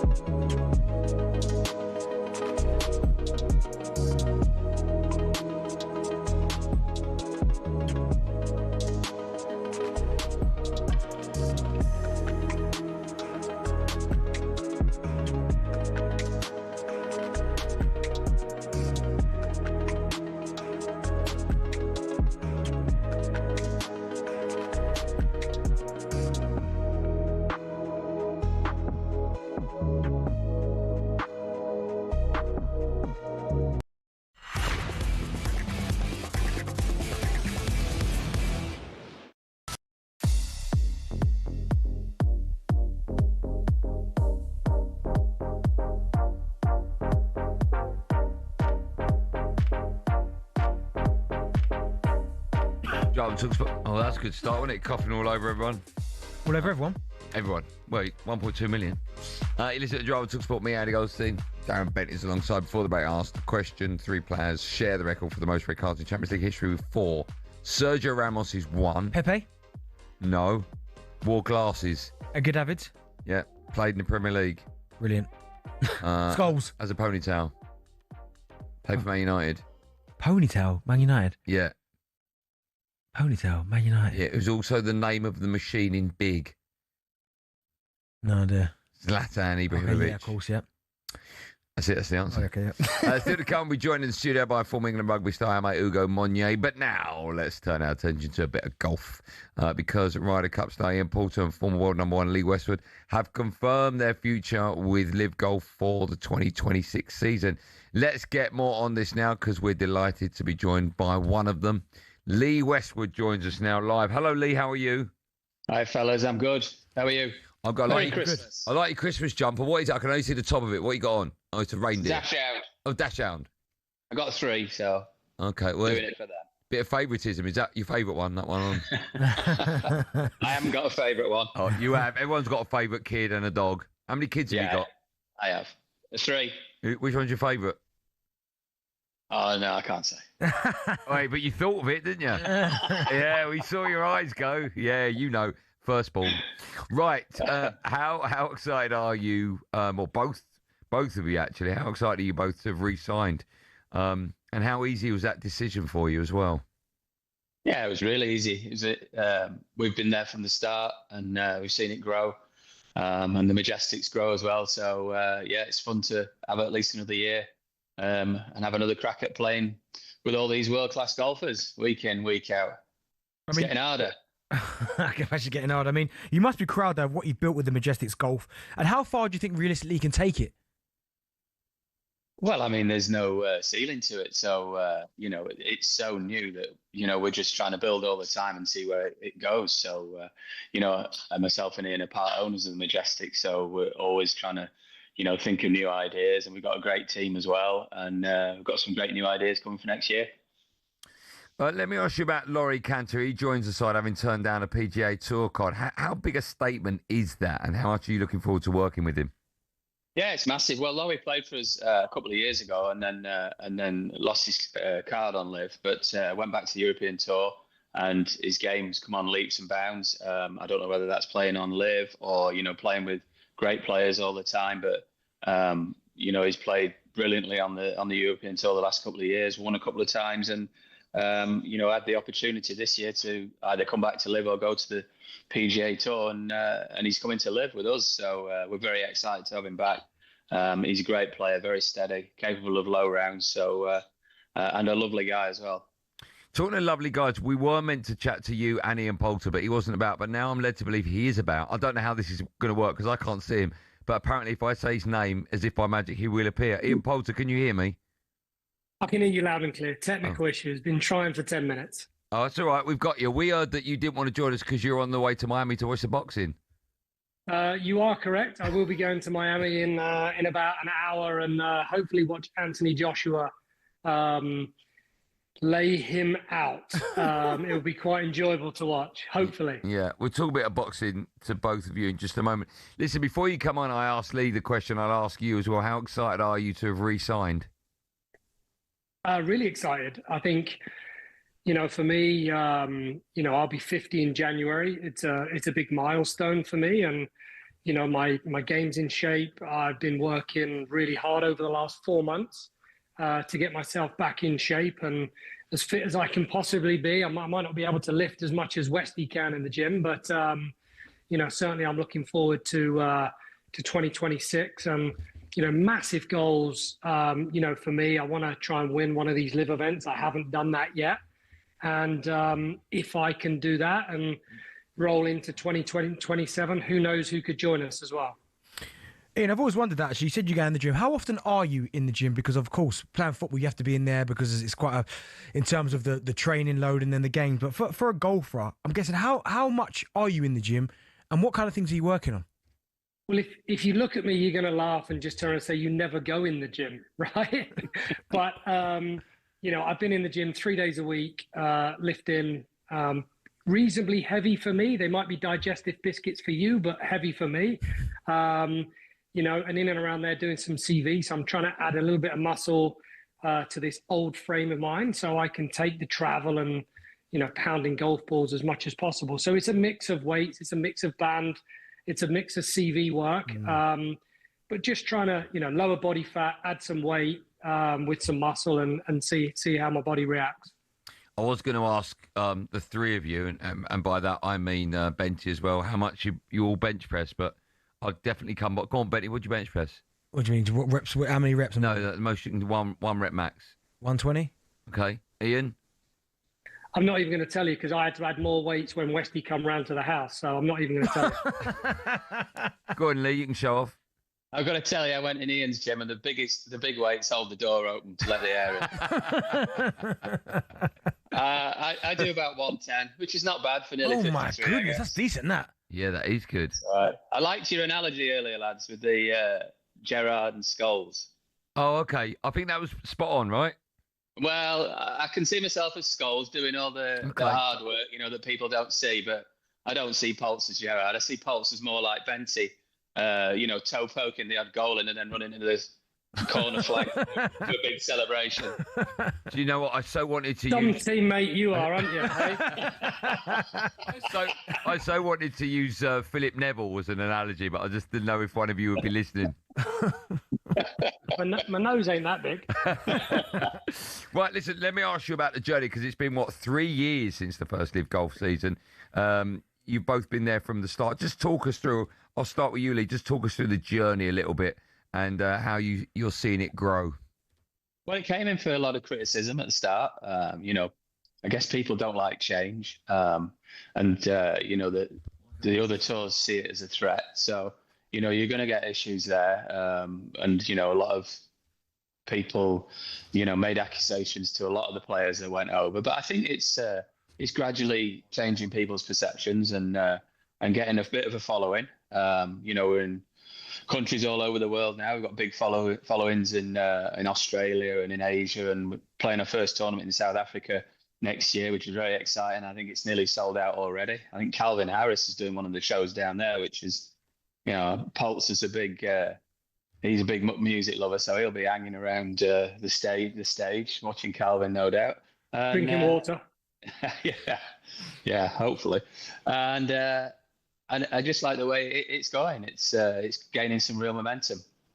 Well, Ian, then you don't have to name them, but I'm guessing, because as you said there at the start, there was a lot of pushback with the Live Tour. But is there any been players on the tour that you've played with that at the start were very much like, nope, PJ or nothing, but now I've come round to the idea, well, do you know what? I quietly fancy a little bit of this Live. Yeah, look, it's interesting because the whole dynamics of golf has changed. When you look at our purses when we started off playing for $20 million a week, and then obviously the PGA Tour were not there. They've all of a sudden boosted their prize funds to $20 million a week in a number of tournaments. So, it's been interesting this off season, talking, negotiating with certain players to try and bring them on board. And look, there's a lot of interest, but we're still struggling to get a few players to come over the line. But our team, strengthening that with Laurie Cantor is going to be a great thing for Majestics GC. And as Lee said, it's taken some time to settle in. I think more importantly of people's perception of what live golf is. Pulse, let me ask you, £20 million. It sounds like quite a lot of money. We're just wondering if you need a caddy or two. Listen, yeah, why not? Come out. It'll be quite a laugh. Okay, I'm just thinking about 10%. How much do caddies get? Is it about 10%? Yeah, 10%, Banger. You've done your homework. I'll tell you what, we'll undercut them. We'll do it for 7%. How about that? Well, why don't you come and start off on an international series? Because we're going to do a couple of international series first. So you'll have to cut your teeth on one of them first. Okay. Let's. I mean, that's legally binding, so we'll definitely come over. Pulse, while I've got you, I'll ask Lee this question a minute, but while you're on our screen, I'm a very keen golfer. I play off 19. I played this morning, very difficult, wet conditions. Could you give me 3 tips to get me down to maybe a 14? With spending money or without spending money? Obviously without. Well, I was going to suggest you go and find a really good club pro to help you out to bring it down. I'd spend more time around the chipping green, putting green, because that's generally where 18, 19 handicappers will lose most of their shots when they miss a green. Okay. And when you say, Lee, I'll come to you with this one. So when Pulse was talking about getting a coach to teach me, I was always led to believe that if you get a coach, they just completely strip back your game and you have to start again. Is that always the case? No. They obviously got to work with whatever you've got. But the thing is, especially when kids are starting the game, I always say go on, have lessons first of all, because you stand on a range and practice faults, you're just going to get better at the wrong things. So it's key to get the foundations in place to start off with and then develop those. But I would say somebody of your age playing, you probably need to work on your flexibility a little bit. I played with some lads on Wednesday, and I was looking at their swings, and they can't make a full backswing because they're just not very flexible. So do a bit of stretching. I'm just wondering, how old do you think Andy is? Yeah, just be careful now, Lee. Well, he's about 36, isn't he? Oh, honestly. Come on, Benny, don't leave me hanging. Oh, my goodness. Good work. You're my favourite golfer. Let me put my glasses on. No, leave them off. Let me ask this. We'll talk football. My last question on golf.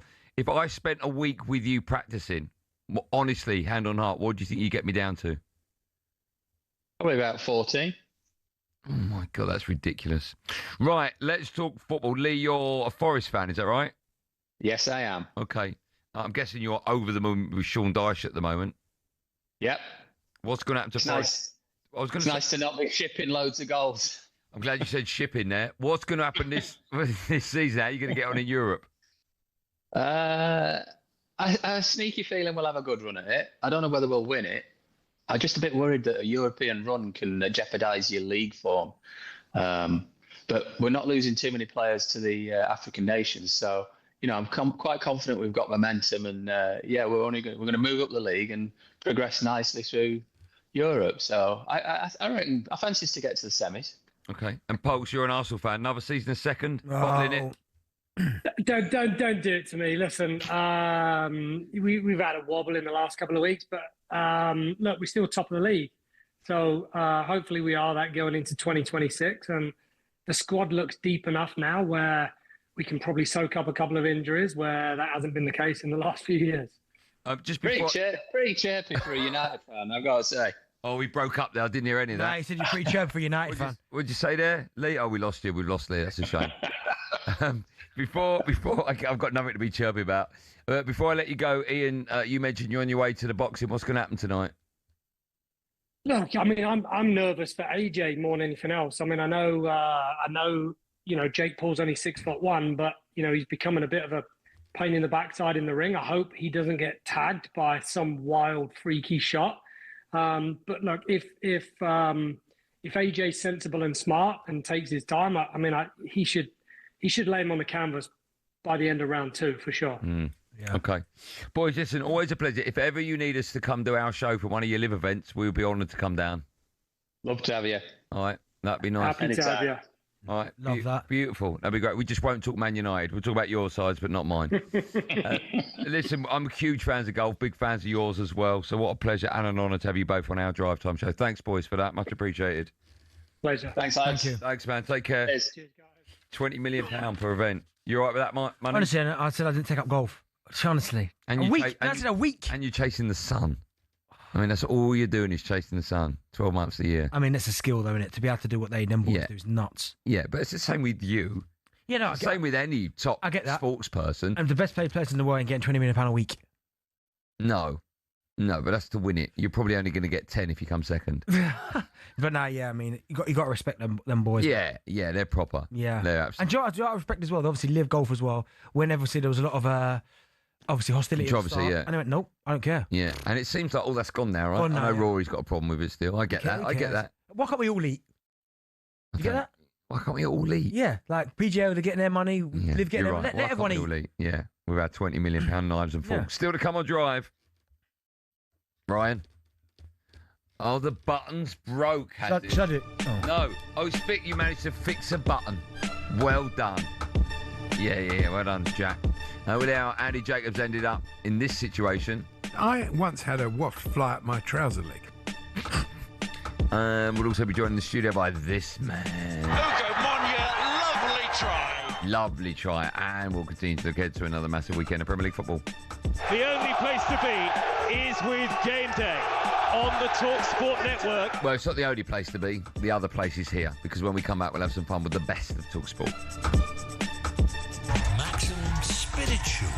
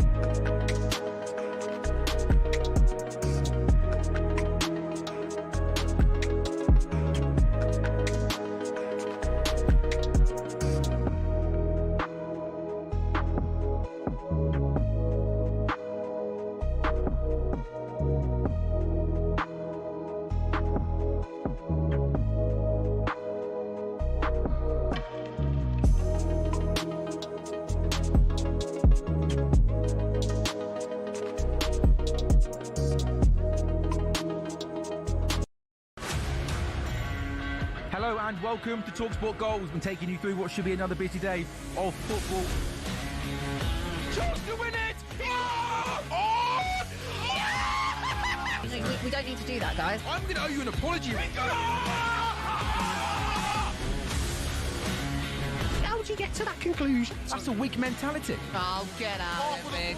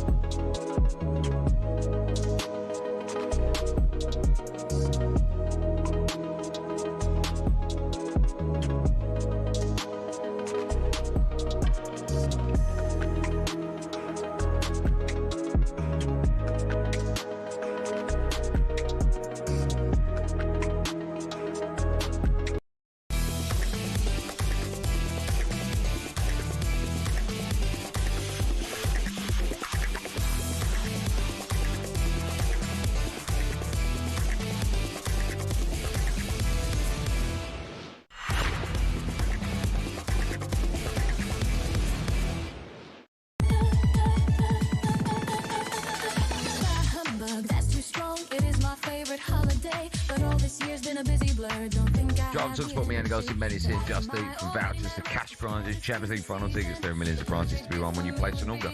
18 plus terms apply. Still to come, we'll be joined for the last hour of our last show before Christmas Day by Ugo Monye. But before that, it's time for this.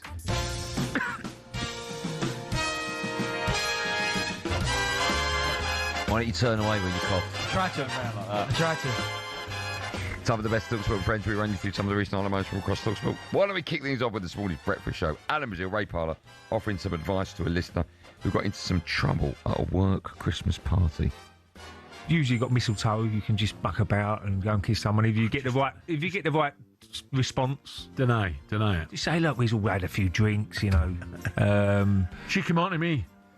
Just say something, and hopefully you don't lose your job or something. But I'm sure you won't. I'm sure it'll be fine, eh? Oh, yeah. Well, it's only a kiss, isn't it? It's a kiss. I mean, she might know now that you like try her. To work out you like her. Was there? Huh? I'm trying to work out who it was. See, Christmas parties are funny, aren't they? I was going to say it might have been Ollie, but Ollie's not the kiss for 8 years, has he? But it was it certainly wasn't DJ Ed. Might have been. Nah, no chance. My advice is don't ask those two any advice. No. That wouldn't be good. What club used to throw the best Christmas parties? There was a few good ones. I mean, I enjoyed one at Sunderland when we went down to Manchester. That was pretty cool. Tottenham had a couple of good ones as well, yeah? A couple of good ones. Okay, if you were playing darts at a Christmas party and you hit a bullseye and no one saw it, does it make a sound? Yes. Okay. Shabana Hearn, the wonderful Shabana Hearn, is back on the Weekend Breakfast Show tomorrow at 6 a.m. alongside big Tony Cascarino. Onto this afternoon's Hawksby and Jacobs. The boys were joined by a bug expert, and Andy told us about his traumatic experience with wasps. I once had a wasp fly up my trouser leg. That's absolutely true. Did you? Yeah, I don't doubt you. Yeah, I think stunned me on the knee. Could have been worse. Did it? It could have been Only worse. got as far as the knee, thank goodness. Yeah, that's right. Yeah, take away the pain, but leave the swelling. Is that what you said? In the old music hall fashion. Pretty much so, yeah. Yeah. What's the worst thing you've ever had up your trousers? I was once at a mate's barbecue in the summer, and he stuffed his sausage up there. Did he? Yeah. Just for comedy value. Yeah. Where's the worst place you've ever been stung? It was in. Where was it? It was probably in the Savoy Hotel. 18 quid for a beer. Madness. Can you explain what maximum spiritual means? No. Okay. No one can. All right, you can find the best bits of H and J and the clips of the week on TalkSPORT app or wherever you get your podcasts. Now, TalkSPORT got a brand new sister station for a limited time in the Christmas period. Over on TalkSprout right now, you can hear me, Andy Goldstein, with England cricket legend, superstar Darren Goff. Should we have a listen to TalkSprout? Should we? Yeah, let's dip in. So basically, your top 5 things about Rudolph, none of them include the colour of his nose. Yeah, I just said it's there to show. What do you think the nose is red for? It's not a headlight. That's what it's supposed to represent. Really? Yeah, the light to guide the sleigh. Think about it, man. Top 5 things about Rudolph. His nose. 1. Okay. How many baubles have you got? 10, 15. Jeez. Who puts your baubles on your tree? You do it, or your missus? Missus. Is she? Are you a breast or a leg man? These are all Christmas Day. I like the leg, man. Do you? Yeah, man. Hit me the leg. Oh, I don't at all. I'd go straight in for the breast. Nah, trust me, leg. All right. What sort of time do you empty your sack on Christmas morning? Early the better. Why? Get it done and then Get it done, man, and yeah. Do you know what I mean? Yeah, okay. Do you do it on your own or does someone help you? Nope, someone helps me. Really? Yeah. Okay. What time do you wake up to stuff your bird on Christmas Day? Well, to be fair, I don't have a bird. I have beef, sorry. Oh, okay. Chicken, actually, sometimes chicken. That is a bird. Yeah, but more so beef. That counts. Yeah. Beef counts. You can still stuff... Can you stuff your beef? I think you can stuff your beef. Stuff the beef? I think so. Can you do that? I'm not putting no stuff in no beef. No? Now, the bird, though, yeah. Okay. Remember, you can download 21 minutes... No, that's not the read, mate. That's not the read. No, but I'm just telling people. No, don't. Of course, I'll do the read for you. 21 minutes. Of course, you can find all our shows on the TalkSport app, where you can swipe between TalkSport, TalkSport 2, Andy and Goldstein, other Jason sister Cundy. stations, 21 so you minutes never to miss go. a moment. Maximum spiritual, maximum TalkSport. No 21 minutes to go. Right, you can cut to a break now.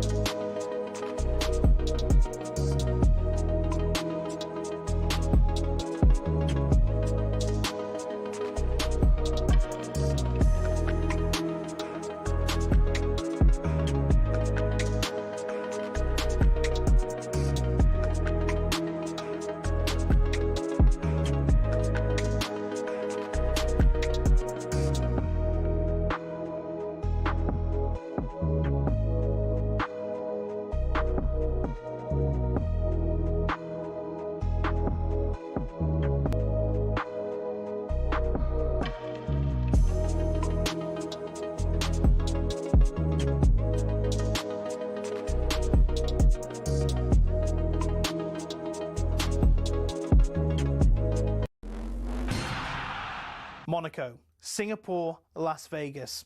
What do they all have in common? Well, they're all F1 street circuits. 20 years ago, the sports only visited 3 a year. From 2026, there'll be 10, despite the actual racing often being worse. So why? Why are there so many street circuits? Cars racing past the Casino Monte Carlo is one of the iconic images in all of sport. But in the last few years, it's been joined in the Street Circuit Club by the dazzling Grand Prix on the Las Vegas Strip, in Miami, Azerbaijan and others. And there's no sign of the trend slowing down.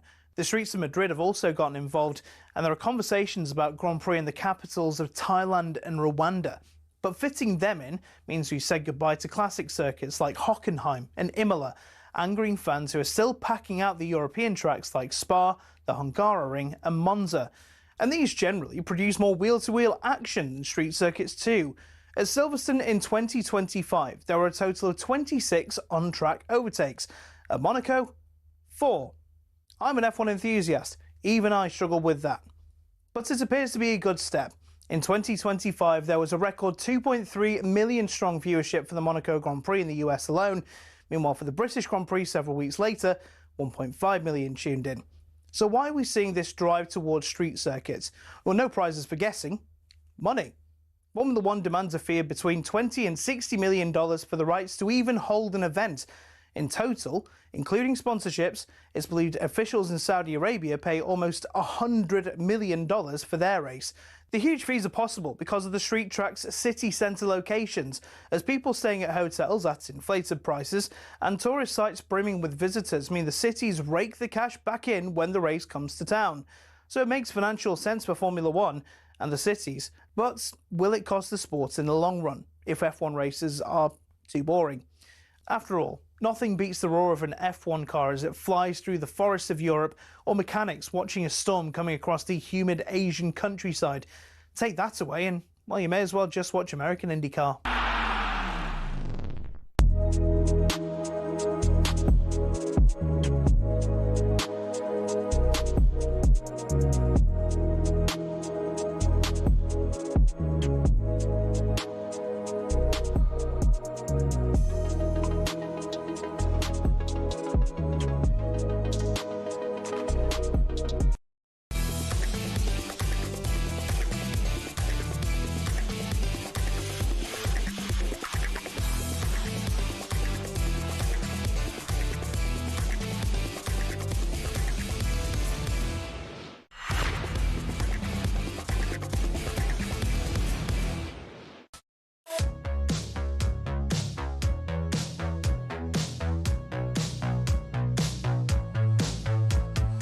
Yes, fast becoming my favourite part of any working week. It's time now for Friday Night Live, the TNT Sports and talkSPORT Hour. Every Friday, myself and Darren Bent will be joined by a TNT Sports pundit, presenter and or commentator from across the sporting world. Football, rugby, cricket, MotoGP, tennis, UFC and much, much more. This week, we are delighted to be joined for, I think, the first time, maybe the second, former England rugby superstar, TNT Sports pundit and skier and friend of the show, Ugo the ladies' man Monye. What's happening? How are you all? We're back on this. Hey, baby. No, that will never go away. No. How are you? I rate it. You like it? Oh, I'm here for it. You rate what? I just love. Was this called a music bed or sound bed? Is it? Or Yeah. whatever. You know all about beds, don't you? Yeah, honestly. that. He's coming hot. I like it.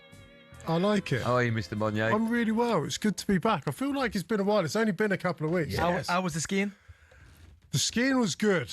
Yeah. The skiing was good. It's the first time I've ever been skiing, and I didn't know what to expect. I made so many rookie errors, but you go on a ski holiday, it's not just about the skiing. No, what's it about? Everything that The comes lady. with it. Après.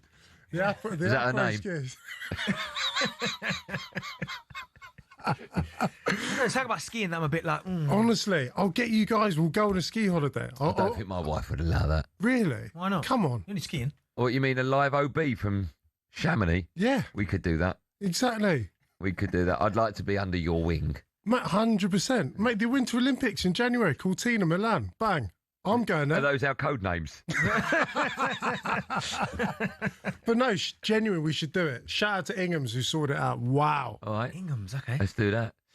Before we get bogged down with football chat and rugby chat, it's Christmas next week. How good. You excited about it? I love Christmas. I love Christmas because of my kids more so. Yeah, it's all about the kids at Christmas time, right? They bring the magic. They bring the enthusiasm because they believe that this fella who, like, I mean, no spoilers, that Santa comes and... Well, he does. Yeah, exactly. Of course he does. Yeah. Do you know what? You know, Christmas time, obviously, a lot of treats about. Do you eat the treats in that? And the reason why I asked that, because you put a picture on social media, right? I'm not going to lie to you, I looked at the picture. I was a bit envious. Like, he was like one of those, you know, top off. Yeah, it weren't aimed at us, Benny. Nah, it weren't aimed at us. Ripped up to the max. Do you know what?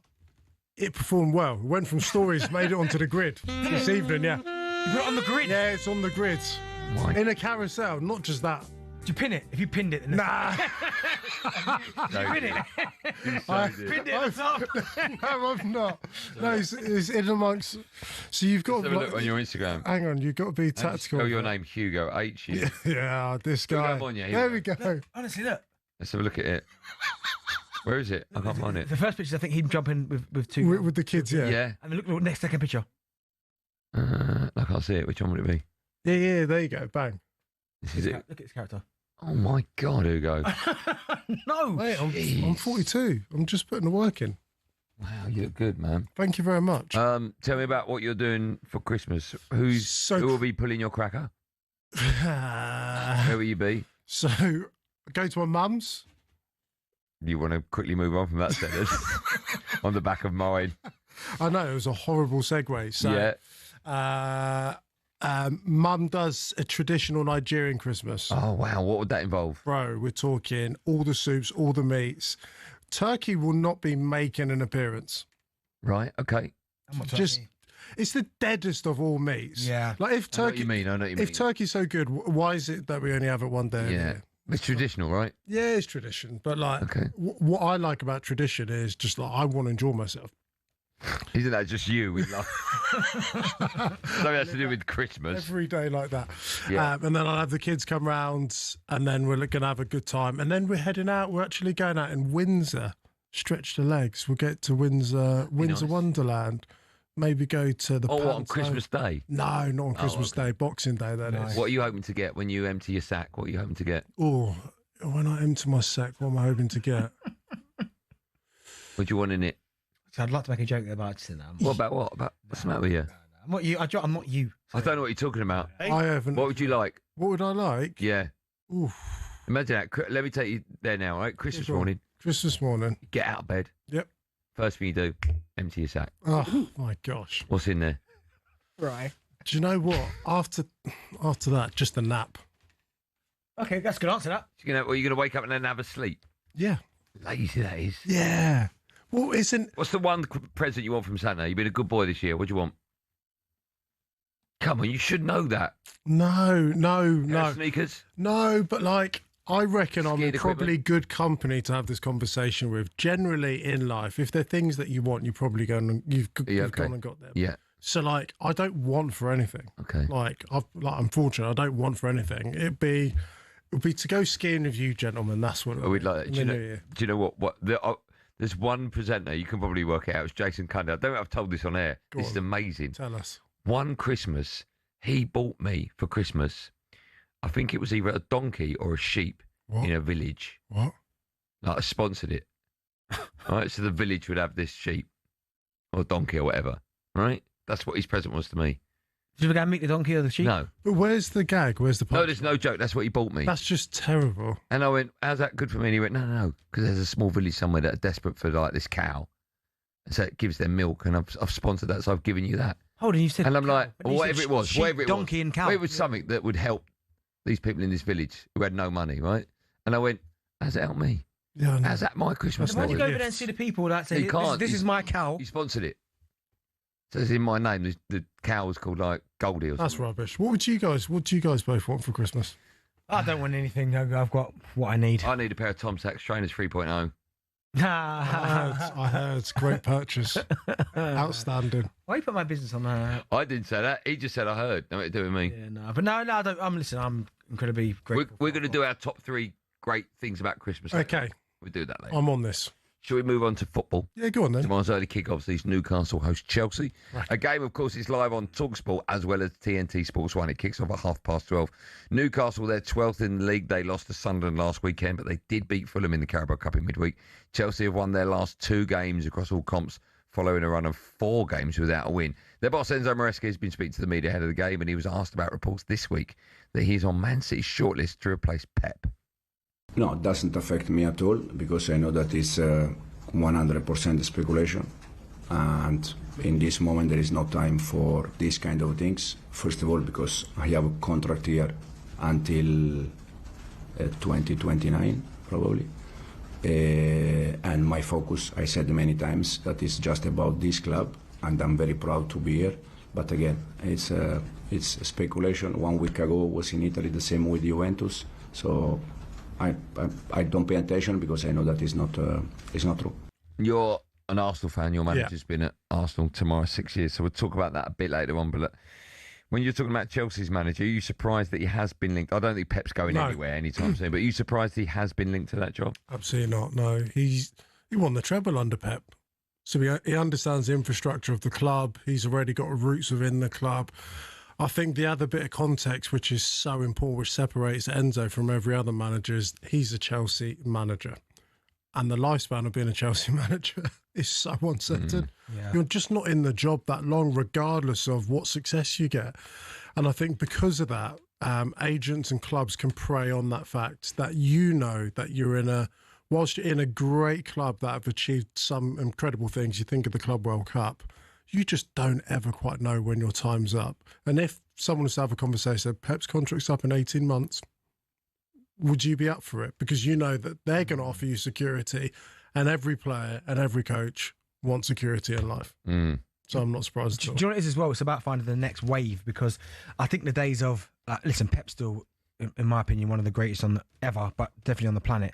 But the days of, you had like Ancelotti, Pep, Jose, Conte, Tuchel. There were so many managers that were like really iconic managers that you'd go, okay, well, if Chelsea can't get him, they'll have him. But because there's not that many of that type of manager anymore, it's about the next wave. And I put like Arteta in there, Xabi Alonso, Enzo Maresca potentially is in there.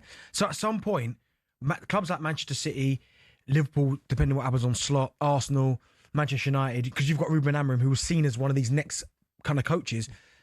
It wouldn't surprise me, because people might look at it from a different perspective and go, he's not good enough. But then who else is there?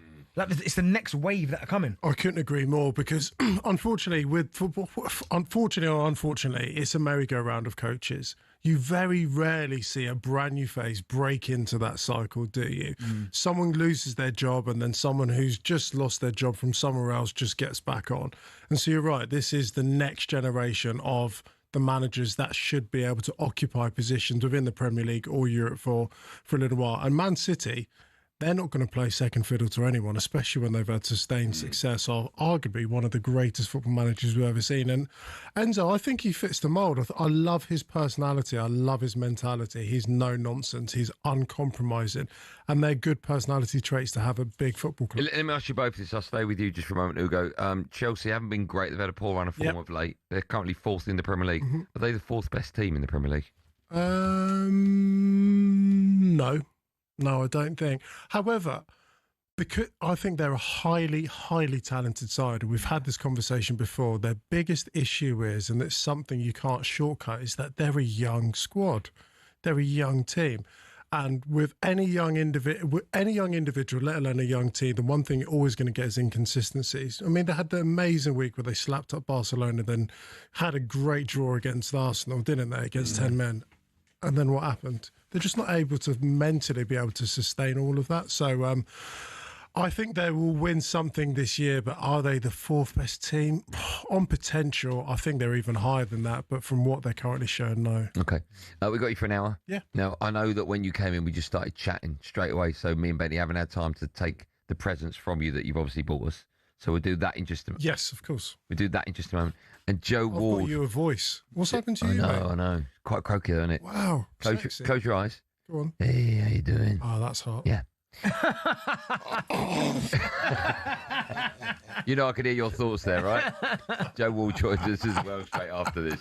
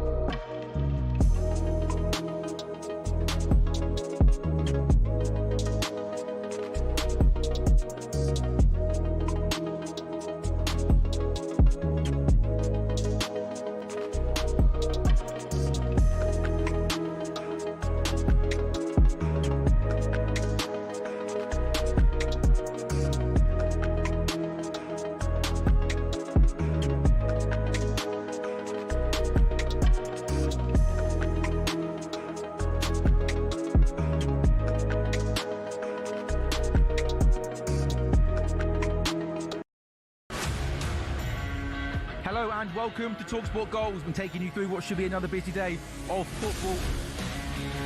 Chance to win it! We don't need to do that, guys. I'm going to owe you an apology. How would you get to that conclusion? That's a weak mentality. Oh, get out of it.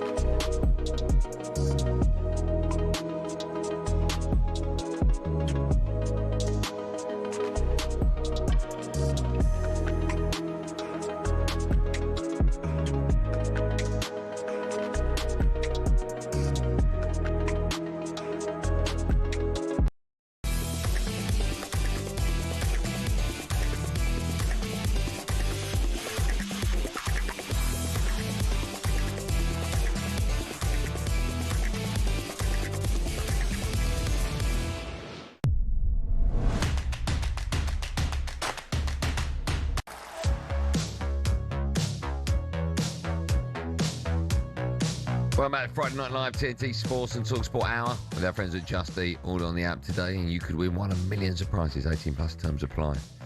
You're listening to me, Andy Goldstein, former 100 Club member Darren Bent, and of course, former England rugby star, turned TNT Sports pundit, turned pin-up. Ugo Monye is with us in the studio. Still to come, we'll have the very latest edition of DB v TNT bracket Sports. Just quickly, talkSPORT understands that Man City have held talks with Bournemouth winger Anton Semenyo. I mean, we all want him, right? But I'm guessing if City come in for you, that's the answer to the question. Right, let's look ahead to tomorrow's early game. We talked about it ever so briefly just before the break. A game, it's live on talkSPORT and TNT Sports. That game is Newcastle against Chelsea, but we can do that with our friend, former Crystal Palace captain and TNT Sports pundit, the brilliant Joe Ward, joins us on the show. Hello, Joe. How are you? Very well, thanks, guys. We all good? We're good. If people are watching on YouTube, they can see you, I'm guessing, in your little den, well, not little, but your den. You've got football shirts on your right-hand side. Then you've got a dartboard over your shoulder. I have indeed. Don't ask me to throw it because I'll dent the wall. What, throw the shirt or the darts? Darts, or both. How many 180s have you got? Oh, I haven't. Oh, okay. You're our level. I like it. Right, listen, thank you for coming on. We'll talk about your former club, Palace, in just a moment. But I want to get your view on that game tomorrow. It's live on talkSPORT and TNT Sports. Newcastle against Chelsea. We were talking before I don't know if you heard it, about Chelsea. Their form hasn't been great. They're starting to get back a little bit of form now, but they are sitting fourth in the Premier League. How do you see the game going? I think they've both kind of found it difficult to find that consistency this year, right? I think Newcastle at home, I see them kind of coming away with it, if I'm honest. Chelsea will create, obviously, their chances, but I think Newcastle's form at home kind of stands strong and it puts them in a good stead. Where do you stand? Because there was a little bit of murmurings about Eddie Howe, and I think it's crazy because I think he's done a wonderful job. But I know, obviously, consistency in the league, Newcastle currently sitting 12th, isn't good enough for that football club, and they're juggling with the European aspects as well. But where do you stand on Eddie Howe, and certainly where Newcastle are right now? Oh, listen, I think what Eddie's done throughout his managerial career has been exceptional. And I think you're always going to go through spells, like when your back's against a rope and when you're maybe not hitting the heights that you want to hit. But I think in general, the job that he's done and where he's led Newcastle and the expectation that he's probably under as well with the supporters, I think he's taken it in his stride. And I think, obviously with the European competitions and the league being so difficult, you're going to have spells where you don't pick up as many points as what you would like, or you can't find the consistency. And I think when you look at both their teams, they're both kind of sitting in, I think, 18th and 20th for how much the squad has changed, and the consistency within the squad for the starting lineup and subs used. So I think both teams have kind of struggled with kind of fielding players that are going to give them that consistency. Off the back of a really disappointing result for Newcastle last week against Sunderland, how important is it for the fans as well as the Premier League and points and everything else to be able to beat one of the teams that are considered one of the best in the league? Listen, we all talk about bounce back ability, right? I think you want to not double down and take two bad results, and you want to kind of set the record straight. So I think it's a good opportunity. Like I said, Chelsea, I think probably away from home, going to Newcastle will pose a threat, but I think their consistency at home, Newcastle will see them through, and they're certainly. I think it'd be certainly a good game for the neutral. Put it that way. Joe, listen, you are, of course, a former Crystal Palace captain, so we need to ask you about your side. 5th they are in the Premier League as things currently stand. I mean, what a start it's been for them. Yeah, I mean, did you see it coming? I'm not sure you would have, with the amount of games that they've had and the amount of games that they've played, and the squad depth as well. I think they're talking about Chelsea and Newcastle being kind of at the bottom. I think Palace are leading the way with the amount of players they used and the consistency of the lineup throughout all competitions. So, and they find themselves in every competition as well, in the cup and domestic and obviously the league. But I think they've been a joy to watch. Obviously, I probably don't go through the ebbs and flows of the pain of winning and losing as much as what I did when I was playing, but it's been a joy to watch them kind of hit the heights that they have, and I think it's only the beginning for them as well. You said at the beginning, I mean, it must be probably the best period in Palace's history, this period right now, off the back of winning the FA Cup last season, the Community Shield, and now you're in Europe, you're currently 5th in the Premier League as well. But is there a slight concern that the manager hasn't signed his new contract yet? Because he, for me, is the difference. I think he's top quality, and this is no disrespect to Palace. I think he can manage anywhere. I think he's that good. But would you be slightly worried with your connections to Crystal Palace that he hasn't signed that new contract yet? That's a golden question, right? I think the club will be doing everything to either tie him down, or they'll be doing everything to kind of find a replacement that fits the mould and kind of can take the club and continue the success that they've been on. But it's like players, right? I think obviously you look at Ebbs, who moved in the summer, and you look at Mikey, who moved before that, and Wilf moved before that, and there's been the noise around Mark and Adam and anyone in that team right now with the success that they've had will be on the radars of other clubs. So it's difficult to hold on to players. It's difficult to kind of keep that consistency because you want to match the vision, you want to match the kind of expectation of the fans and the club, but also players are going to have their ambitions and managers will have their ambitions as well. Like you said there, Benny, like I think you could probably pick where he went at this point with what he's done with Palace and where he's led them, bringing obviously the major silverware and the form that they've hit, especially in the league. I know the Conference League hasn't quite gone to plan, not qualifying last night in the obviously the top 8, but they face another couple games in that in February. But the success that they've been on and the high that they've been on is certainly a testament to the lads, their professionalism, but also the manager, the gaffer there. He's so demanding, and he expects the levels and the standards to be maintained, regardless of how many games, regardless of what position they're in. Sure. Joel, listen, always a pleasure. Thanks so much for spending your Friday night with us. Happy Christmas, and we'll speak to you in a bit. Cheers, Joel.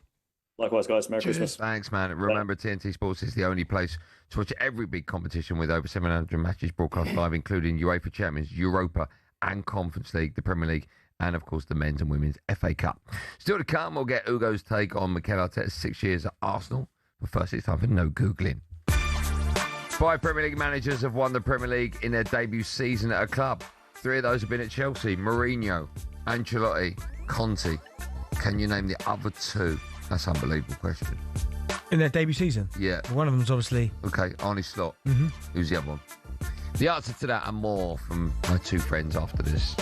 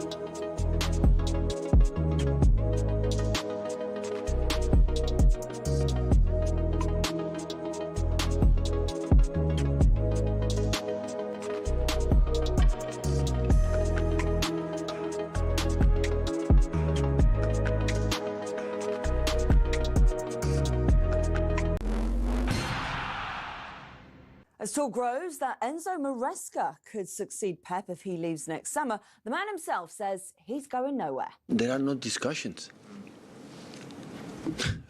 End of the subject. There are no discussions. But they will come at some point. Yes, yeah. I will not be eternal here, but I said in my second season here, my third season, I will not be forever. Meanwhile, it's our understanding City have held talks with Antoine Semenyo. The Bournemouth winger has a £65 million release clause that comes into effect next month. Now, is there an air of inevitability about how the rest of the Ashes series goes from here? Here's double Ashes winner Steve Harmison. Unfortunately, I can't see anything other than Australia grinding England into the dirt, potentially chasing 550 tomorrow and the next year, and then continuing it over Christmas, New Year, 5-0. Only a few strands of hope remain as the Aussies lead by 356 with 6 wickets remaining. You can hear more cheery takes like that on the talkSPORT following on podcast or the talkSPORT Cricket YouTube channel. And AJ and Jake Paul are promising to knock each other out. AJ's nearly 2 stone heavier, but Jake Paul says it's a lose-lose situation for Joshua in Miami tonight. There's more on this at talksport.com.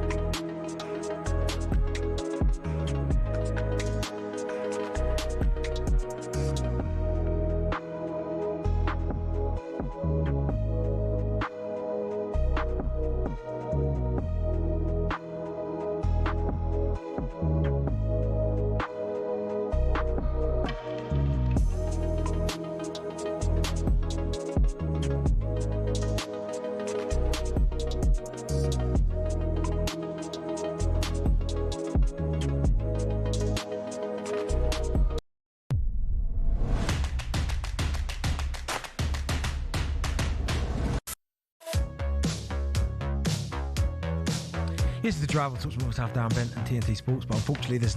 Oh, is that a sharp of you, Andy? Is that a sharp of you? The amount of times I've filled in... Here we go. Ugo, would you like shutting that door behind you? Oh, sorry. That's right. Here we go. Ugo just told me... Oh, welcome back. Have I got words to say? Probably. Oh, yeah, of course I have.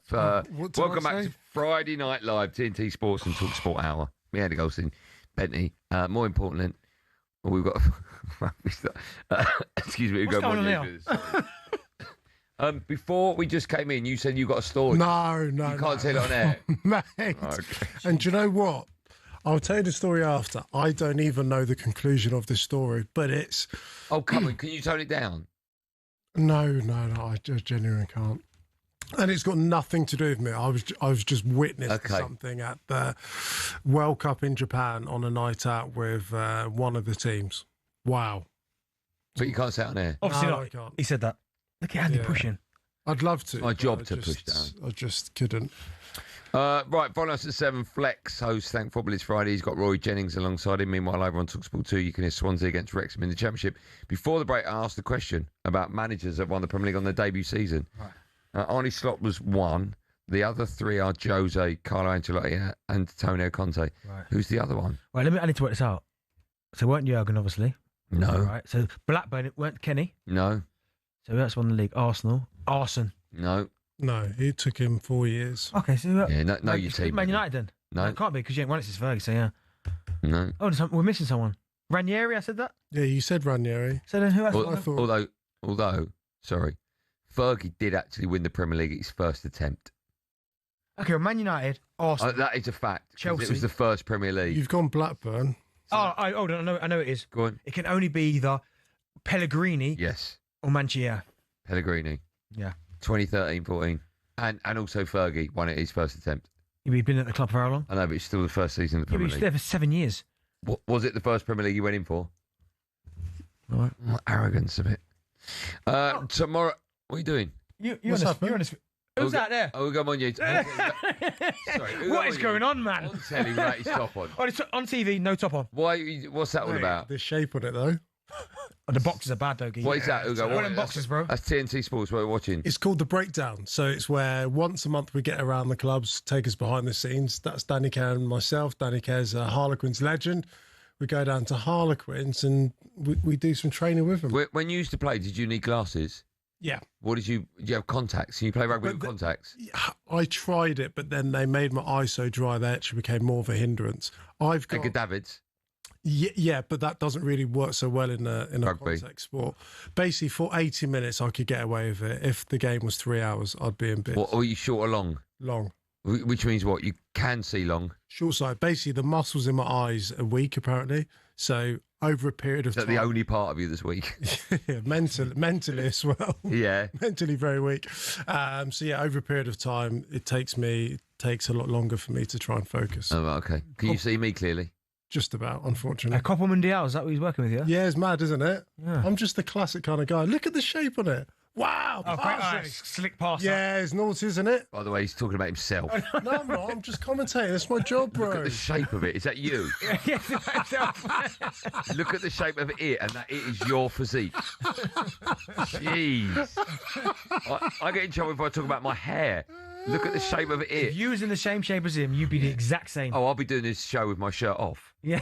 There's no doubt about it. Ugo, can you stop looking at yourself and concentrate on this show? Mate, you pointed that I was on the telly. I know, but yeah, it's just a bit weird now that you're looking at yourself and not us. Yeah, okay, so let's talk about your team. Go on. Because tomorrow evening at 8 o'clock, talkSPORT brings you live commentary of Everton against Arsenal. Very excited about this game. Oh, I mean, I had more words. Sorry. Carry on. Sorry. I asked the question earlier on to an Arsenal fan. Okay. Do you think Arsenal will be top at Christmas? And Bentley looked at me like I was a madman. I expect us to be top at Christmas, yeah. And I don't care by how many points, because let's not get greedy. Being top is top. I don't know what the aggregate points differential is at the end of the season, but it's, I think, a lot less than what people expect. Because I feel like there's an expectation. Why aren't Arsenal like 9 points clear? Because we've been good. We haven't lost many games. The middling team in the Premier League has never been better. It's never been better. So as a league, I think it's so much more competitive, and that's why you're seeing lots of teams lose points when they shouldn't traditionally. But I'm really excited for the Everton game, more so just to see the reaction. There's no better feeling when you win a game, but you're still angry. Like after Wolves, we were angry. So it's great. We've banked the points. We've done the objective was to win 3 points, but we're like, if there's any sense of complacency, and I do think it's a direct product of when you're playing every 3 days, you don't have much time to get onto the training pitch, right? And so some of the standards that we've seen that have actually been the foundation for our season have started to slip and erode away. And we just got away with it. And I'm glad we got away with it against Wolves, but I'm so pleased. Like the likes of Declan Rice are just like, guys, if we want to be what we say we want to be, then we can't do that. So Everton away, huge. The gap between you and Man City is, what, 2 points now? Yeah. I do feel if I was an Arsenal fan, I would feel so much pressure going into every single game now because they're starting to look good. I think some of their players, obviously Haaland we know about, Phil Foden's hitting unbelievable rich vein of form. I think Cherky's one of the most skillful players I've seen in a long time. He's a joke. The kids would say sick. He looks fantastic. Do you feel that every game now you look at and go, Everton's tough? Whereas maybe 6 weeks ago, you'd be, 3 points. Yes and no. Do you know when we lost against Aston Villa, the reaction of us at the end, that wasn't a reaction born out of isolation of that one result. That for me was a reaction of, that felt like years of promise. And we dropped the ball with the last kick of the game. And it's like, surely it's not happening again. I feel like every bit of emotion, whether it's a win or a loss, is slightly inflated because we've just not quite been there. And I totally understand that. As a fan, I said this, I think, the last time we're on here, is I try and put like a sportsman mindset on it. I don't care what City are doing. Our job, if we're to win the league, we're going to have to win a lot of matches between now and then. So if we keep showing up and we keep winning, it's actually totally irrelevant what anyone else does. In terms of the pressure and all the rest of it, we've literally built a squad to be able to manage with these pressure situations. The first 2 years where we're in the title race, we're in a pressure situation and we melted. I do think we're so much more robust for it. So, do you feel it every weekend? Yeah, you do, but at the same time, I mean, people are expecting, and I know Man City look great, like they're going to win every single game between now and the end of the season. They're going to drop points as well. As long as Arsenal keep doing what they're doing, and listen, they got away with one against Wolves. That's a fact, because Wolves, I didn't necessarily played well. Yeah. Arsenal did, of course they did. I mean, what? But isn't it the only game? Mate, we're in December and we've only got away with one game. We've deserved every other point that we've got. Yeah. You couldn't say that for every other team in the league. And that's true. And I do think, yes, if Arsenal can win, I think that'd be against Everton, tough place to go. But Arsenal, if they're going to win the league, these are the type of games you've got to go there. And I almost felt that they turned the corner. Not so much turned the corner, but when they beat Newcastle away, I went, oh, okay, this is a different mentality, this, because Arsenal going up there is notoriously bad. But to go and get that done, I thought, okay, I know you've got the injuries, but there are players now coming back. I know Havertz, I think, had a bit of a setback. Yeah. But still, the squad's there. The squad is right there. And if it's not working, I think Arteta's got the tools there to go, right, him off, get him on, and it's almost like for like. But I expect Arsenal to go to Everton and win. Everton are a good side under David Moyes, tough at home, but Arsenal with the quality they've got, I think with the players that Everton have got now, it suits Arsenal better, that type of football match, because they've got footballers in their team. Grealish, Ndiaye, Dewsbury Hall. They've got players that want to play just a guy. Before, when it was a bit more of a battle, Arsenal might have struggled, but I think this kind of footballing type of performance tomorrow, I think Arsenal should go there and win. 6 years he's been there tomorrow, Arteta. Yeah. I asked Bentley this earlier on. I don't know if you heard his answer. If you didn't, I'll reveal it after yours. In the next 6 years, what should he have achieved? I think multiple Premier League titles. And at least as a minimum, a Champions League final. It's a minimum. What, a final or win? I think at least the final. We've never won the thing. No. You know, we've never won the thing. One final in our whole history as well. Do you know what I mean? So let's get back to that level. Let's actually, I think there's so many teams that can compete and that can win, but we want sustained success. And because we've been building, I'll tell you what, it's been a big old project because we've been building for 6 years and we don't have a huge amount tangible evidence of what we're trying to build. I think where we're at right now has never ever been better, but we need tangible success. We need some kind of silverware to be able to back it up. It's the only thing that's going to matter. Okay. Before we go to a break, we've all written down our 3 most important things for Christmas. Yes. Have you done yours, Ugo? They're mentally locked. You've got yours. Away, yeah. Okay, Ryan, I don't know if you've got any kind of Christmas music or you got number 3 or anything like that. Have you prepared for this part of the show, Ryan? Number 3. Good work. Excellent. So these are just things that we think are important to us. Yeah. Okay. D, what are you going for? Number 3. Number 3. I've got movies, but you said I've got to pick a movie. It could be a movie, yeah. So I've gone. Stick a movie in there if you want. I've got National Lampoon's. Which one? Christmas Vacation. Yeah. Okay. Yeah, incredible. Chevy Chase. Okay. I put a movie in as my number 3. Okay. I've gone Die Hard. Love that for you because that's my favourite Christmas movie. Okay. Hard. Someone said to me ages ago that Die Hard represents Christmas Day. Have you heard this scenario? No, tell me. You're locked in a building. Okay. With a lot of people you don't necessarily want to be in there with, and you can't get out. Wow. Wow. It's deep, right? Yeah. It's good though. Yeah. But Die Hard for me, Christmas movie, without a doubt. Let's not have that conversation. But that's my number 3. Okay. What's yours? My kids. At 3. No, number 1. Oh, Number sorry. 5. Oh, sorry. We're building. I haven't even put my kids in here. Oh, okay. That's a gimme. Okay. You can't go kids. Oh, okay. You can't go kids. Too obvious. Okay. Number 3 would be the fact that you're able to eat whatever type of food whenever you want in the day. That's nice. So you could wake up and just eat pigs and blankets and no one's saying nothing. Yeah, I like that. Stuffing, bang. Yeah. What? We see? That's my number 1. Right, on to the next one, Ryan. Number 2. What are you going for? It's you, innit? Me. I've gone for Christmas dinner. Like Ugo said, there's a dinner. As you said there, eating whatever you want on Christmas Day is just fine, normal. Okay. I've made mine a little bit smaller than just generic food. I've gone for roast potatoes. You can have them on a Sunday. I know, but roast potatoes are so important to me. More important than Yorkshire pudding. Yeah, without that. Yorkshire, it's gone. Giant. He has no gravy on his food, by the way. What? No, mint sauce. What? Yeah, mint sauce. What are you on about? Yeah, I do, yeah. What do you mean? No gravy? No gravy. Dry. I just think it sort of saturates Dry? it. Yeah. Mate, how many pints of water do you have just to eat your dinner? I cover it in mint sauce. Oh, Tom Kerridge came for you as well, then he said that you're... Yeah. I also cover it in none of your business. Right. Yeah, Kerridge would hate that. Roast is my number 2. Okay, fair. having a few drinks and playing Christmas games. Because do you know how reckless it gets? That's nice. Like, I love that. That's good. Okay, number one's now. Okay. DB. Hold on. Ryan will press number one, I imagine. Number 5. Brilliant. Yeah, number 5 one. Listen, I know you said this thing, but I've gone seeing my kids' reaction to presents of being open. So that's a gimme. No, I don't care if it's a We're all gimme. going to put that in. No, I don't care, but that is my number 1. Watching them come down the stairs like Usain Bolt, flying down the stairs, come around the corner just to see the What gifts. time do they get up? Probably about 6 o'clock. That's not bad. No, that's really early, Andy. Yeah, for you, that is, but that's not bad. Usually it's like 4s and 5s for kids, isn't it? No. Yeah, it is. I tell mine to go back to sleep. My kids are up. They're up late to 6. See, late to 6, yeah. My number 1 is whiskey and cigars. Okay. Because at the end of the evening, I sit outside my brother-in-law, my father-in-law, and we just solve the world's problems. Nice. Put some music on. I rate that. Have some what? DJ. What kind of? No, we go for Motown. Oh, okay. Now you're talking. And we have cigars and whiskey. It's Love fantastic. that. Yeah. Okay. Mine's packing up Elf on a Shelf for a year.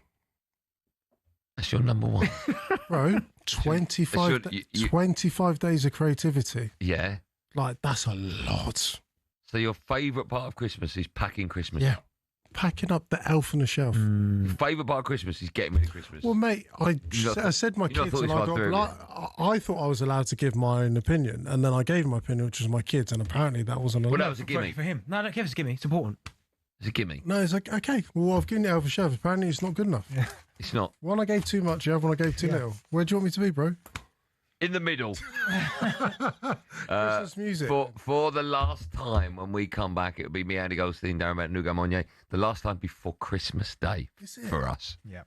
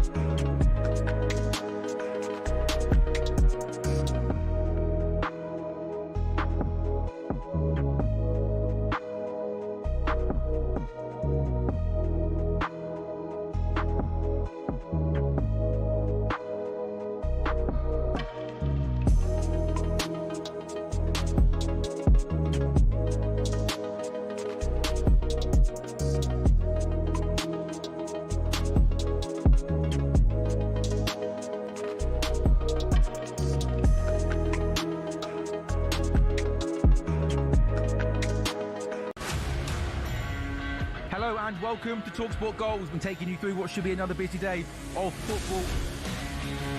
Chance to win it!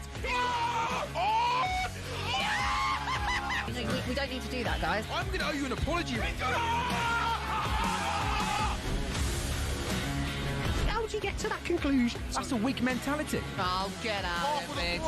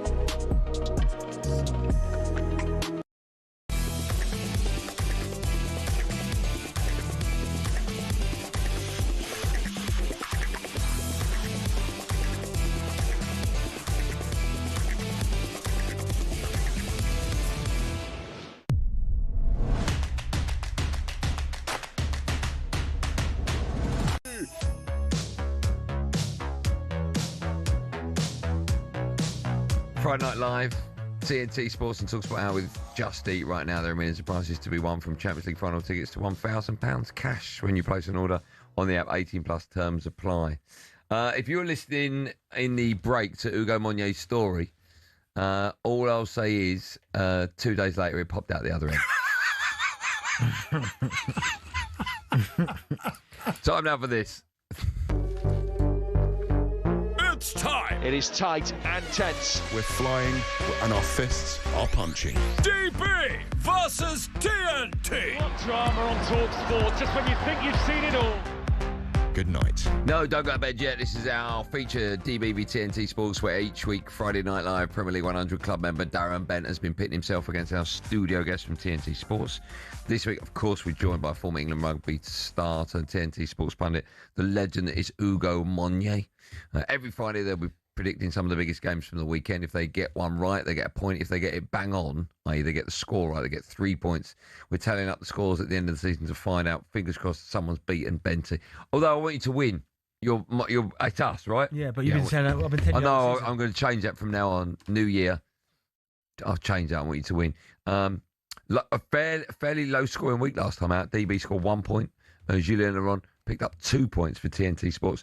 The score currently is a massive whopping 39 for DB. Yeah. And an embarrassing 29 for TNT Sports. Yeah. It's really embarrassing. Yeah. Remember, by the way, the last time Ugo played, you got 0. No point. So you got the same amount of points you got when you weren't in the studio. Right, the games are, where are we? We've got about 3 minutes. Okay. Tomorrow, after 12, Newcastle against Chelsea. It's live on TNT Sports 1 and talkSPORT. Ugo Monye. Newcastle 2, Chelsea 1. Is that it? It looked like you were a little bit perturbed about what's just happened on your phone. Have you got the answer to that? No. I wish I had the answer to that. Okay. But I think 2-1. Newcastle. Did you say 2-1 Newcastle? Yeah. Newcastle unbeaten in their last 5. Chelsea on the road. I've said that now. I'm thinking it could be a 3-2. Well, you can change it. I'm going to say 3-1 Newcastle. 3-1. DB? So I've gone 2-2. Newcastle, Chelsea. I had written 3-1 down to Newcastle. To predict a draw. But then I went up there quite tight. I could see Chelsea nicking something from some Cole Palmer. I think could be back as well now. Okay. So I'm going to go 2-2 that. Next up, it's 5:30 tomorrow at Spurs. They take on Liverpool. Ugo. Sorry, say that again. What, have you got the answer to it? No. Well, you wouldn't do this on TNT, would you? Very unprofessional. No, because do you know the story? Do you know the story we're talking about? Yeah, in the break. In the break. Yeah. To which you gave the answer to. Yeah. A friend of mine's just messaged me saying, "Are you talking about?" I got it right. I got it right. What was his name? Shout out Jasmine Holland. We were Jasmine. We were talking about that. Yeah. Sorry. But we want to know what happened in the bar. What was the question? Tottenham, Liverpool. Oh, Tottenham, Liverpool. This will be 3-1 to Liverpool. Okay. You're seeing away with there. DB? I've written it down 3-1. Have you? Yeah, I've written it down, yeah. Okay, no, that's fair. All right. Last one. Sunday at 4:30. Oh, dear. Massive. Aston Villa beat Man United. Yeah. I've already said Man United would lose, so what are you going for, Ugo Monye? I'm going 2-2. Mad, crazy fall. Okay. I've gone 3-1 Villa. Yeah, I think it'd be like I think Villa are just flying at the minute, absolutely flying. So, yeah, 3-1. Okay. Got about 2 minutes so we can have a little chat. What should we chat about? What are you doing now between now Christmas Day? Where are we now? So 26th, this time next Friday, it's Boxing Day. I'm working. I'm working. When are you working? Tomorrow's the big game. So Okay, go on, give it a rugby on plug. TNT Sports. Yeah. There's about 65,000 people turn up at the Allianz Stadium. It's Harlequins taking on Bristol. So I'm An doing easy that win game. for Harlequins. Yeah, I hope so. I hope so. And then I'm off to Newcastle on Sunday. So I've got a game there. How did you know that? No, he doesn't. I know. And it won't be. No, because Yeah, it won't because their props are back and other positions. Yeah. How many positions in rugby can you name? Go on. Prop. Yep. Hooker. Yep. Flank. Yeah. Scrum half. Yep. Goalkeeper. Oh, that's it. I thought that was quite good actually. I was That's actually. That's what you can hold do. on. That's decent. Fly half. Yeah, very good. First half. Is that it? No more. Wing back. No. Goal attack. Goal shooter. Okay. Go on. You carry on then. Winger. Yeah. Inside centre. Yeah. Outside centre. Bang. Fly half. Yeah. A back, as you said. Yeah. Sorry about that. So we're level. Is that okay, yeah? Hey, you've won that one. Ugo, it's lovely to see you. It's really nice to see it. Can I ask a request for 2026? If I'm allowed back? 100%. You'll be back. You'll definitely be I've back. got no doubts about that. Yeah, we can't afford it right now. It'd be good to get a pass at some point. Do you know what I What, mean? to the building? Yeah, it'd or be Friday lovely. night? Well, no. It'd be I'll good tell you what we'll pass do. to the building. I'll tell you Go what on we'll then. do. We will get you a pass. Okay. And we will celebrate that pass. The next time you come in on the Friday, we'll all go out. Yes. I would love that. Should we do that? Whiskey and... Yeah, whiskey, cigar. Cigars. Bit of Motown. Yeah. And then we'll... You what? What the hell is that? Because I ain't doing whatever that was. I was just going back to your story. We won't be doing that. Ugo, we love you. Happy Christmas to you and your family. Merry the Monye's. Christmas. Have a great one. Happy Christmas to all of you lot out there in Radio Land. Me and Bennett will be back. I'll be back Monday week after Christmas. You're back Tuesday week. Yeah, cool. So have a great Christmas. Have a great Boxing Day and Christmas Eve. And just be careful and be safe. Happy Christmas to all of you. And kids, there's still time for Santa to not deliver your presents. So make sure you're good between now and Christmas Day. Be safe, everyone. Happy Christmas. Merry Christmas.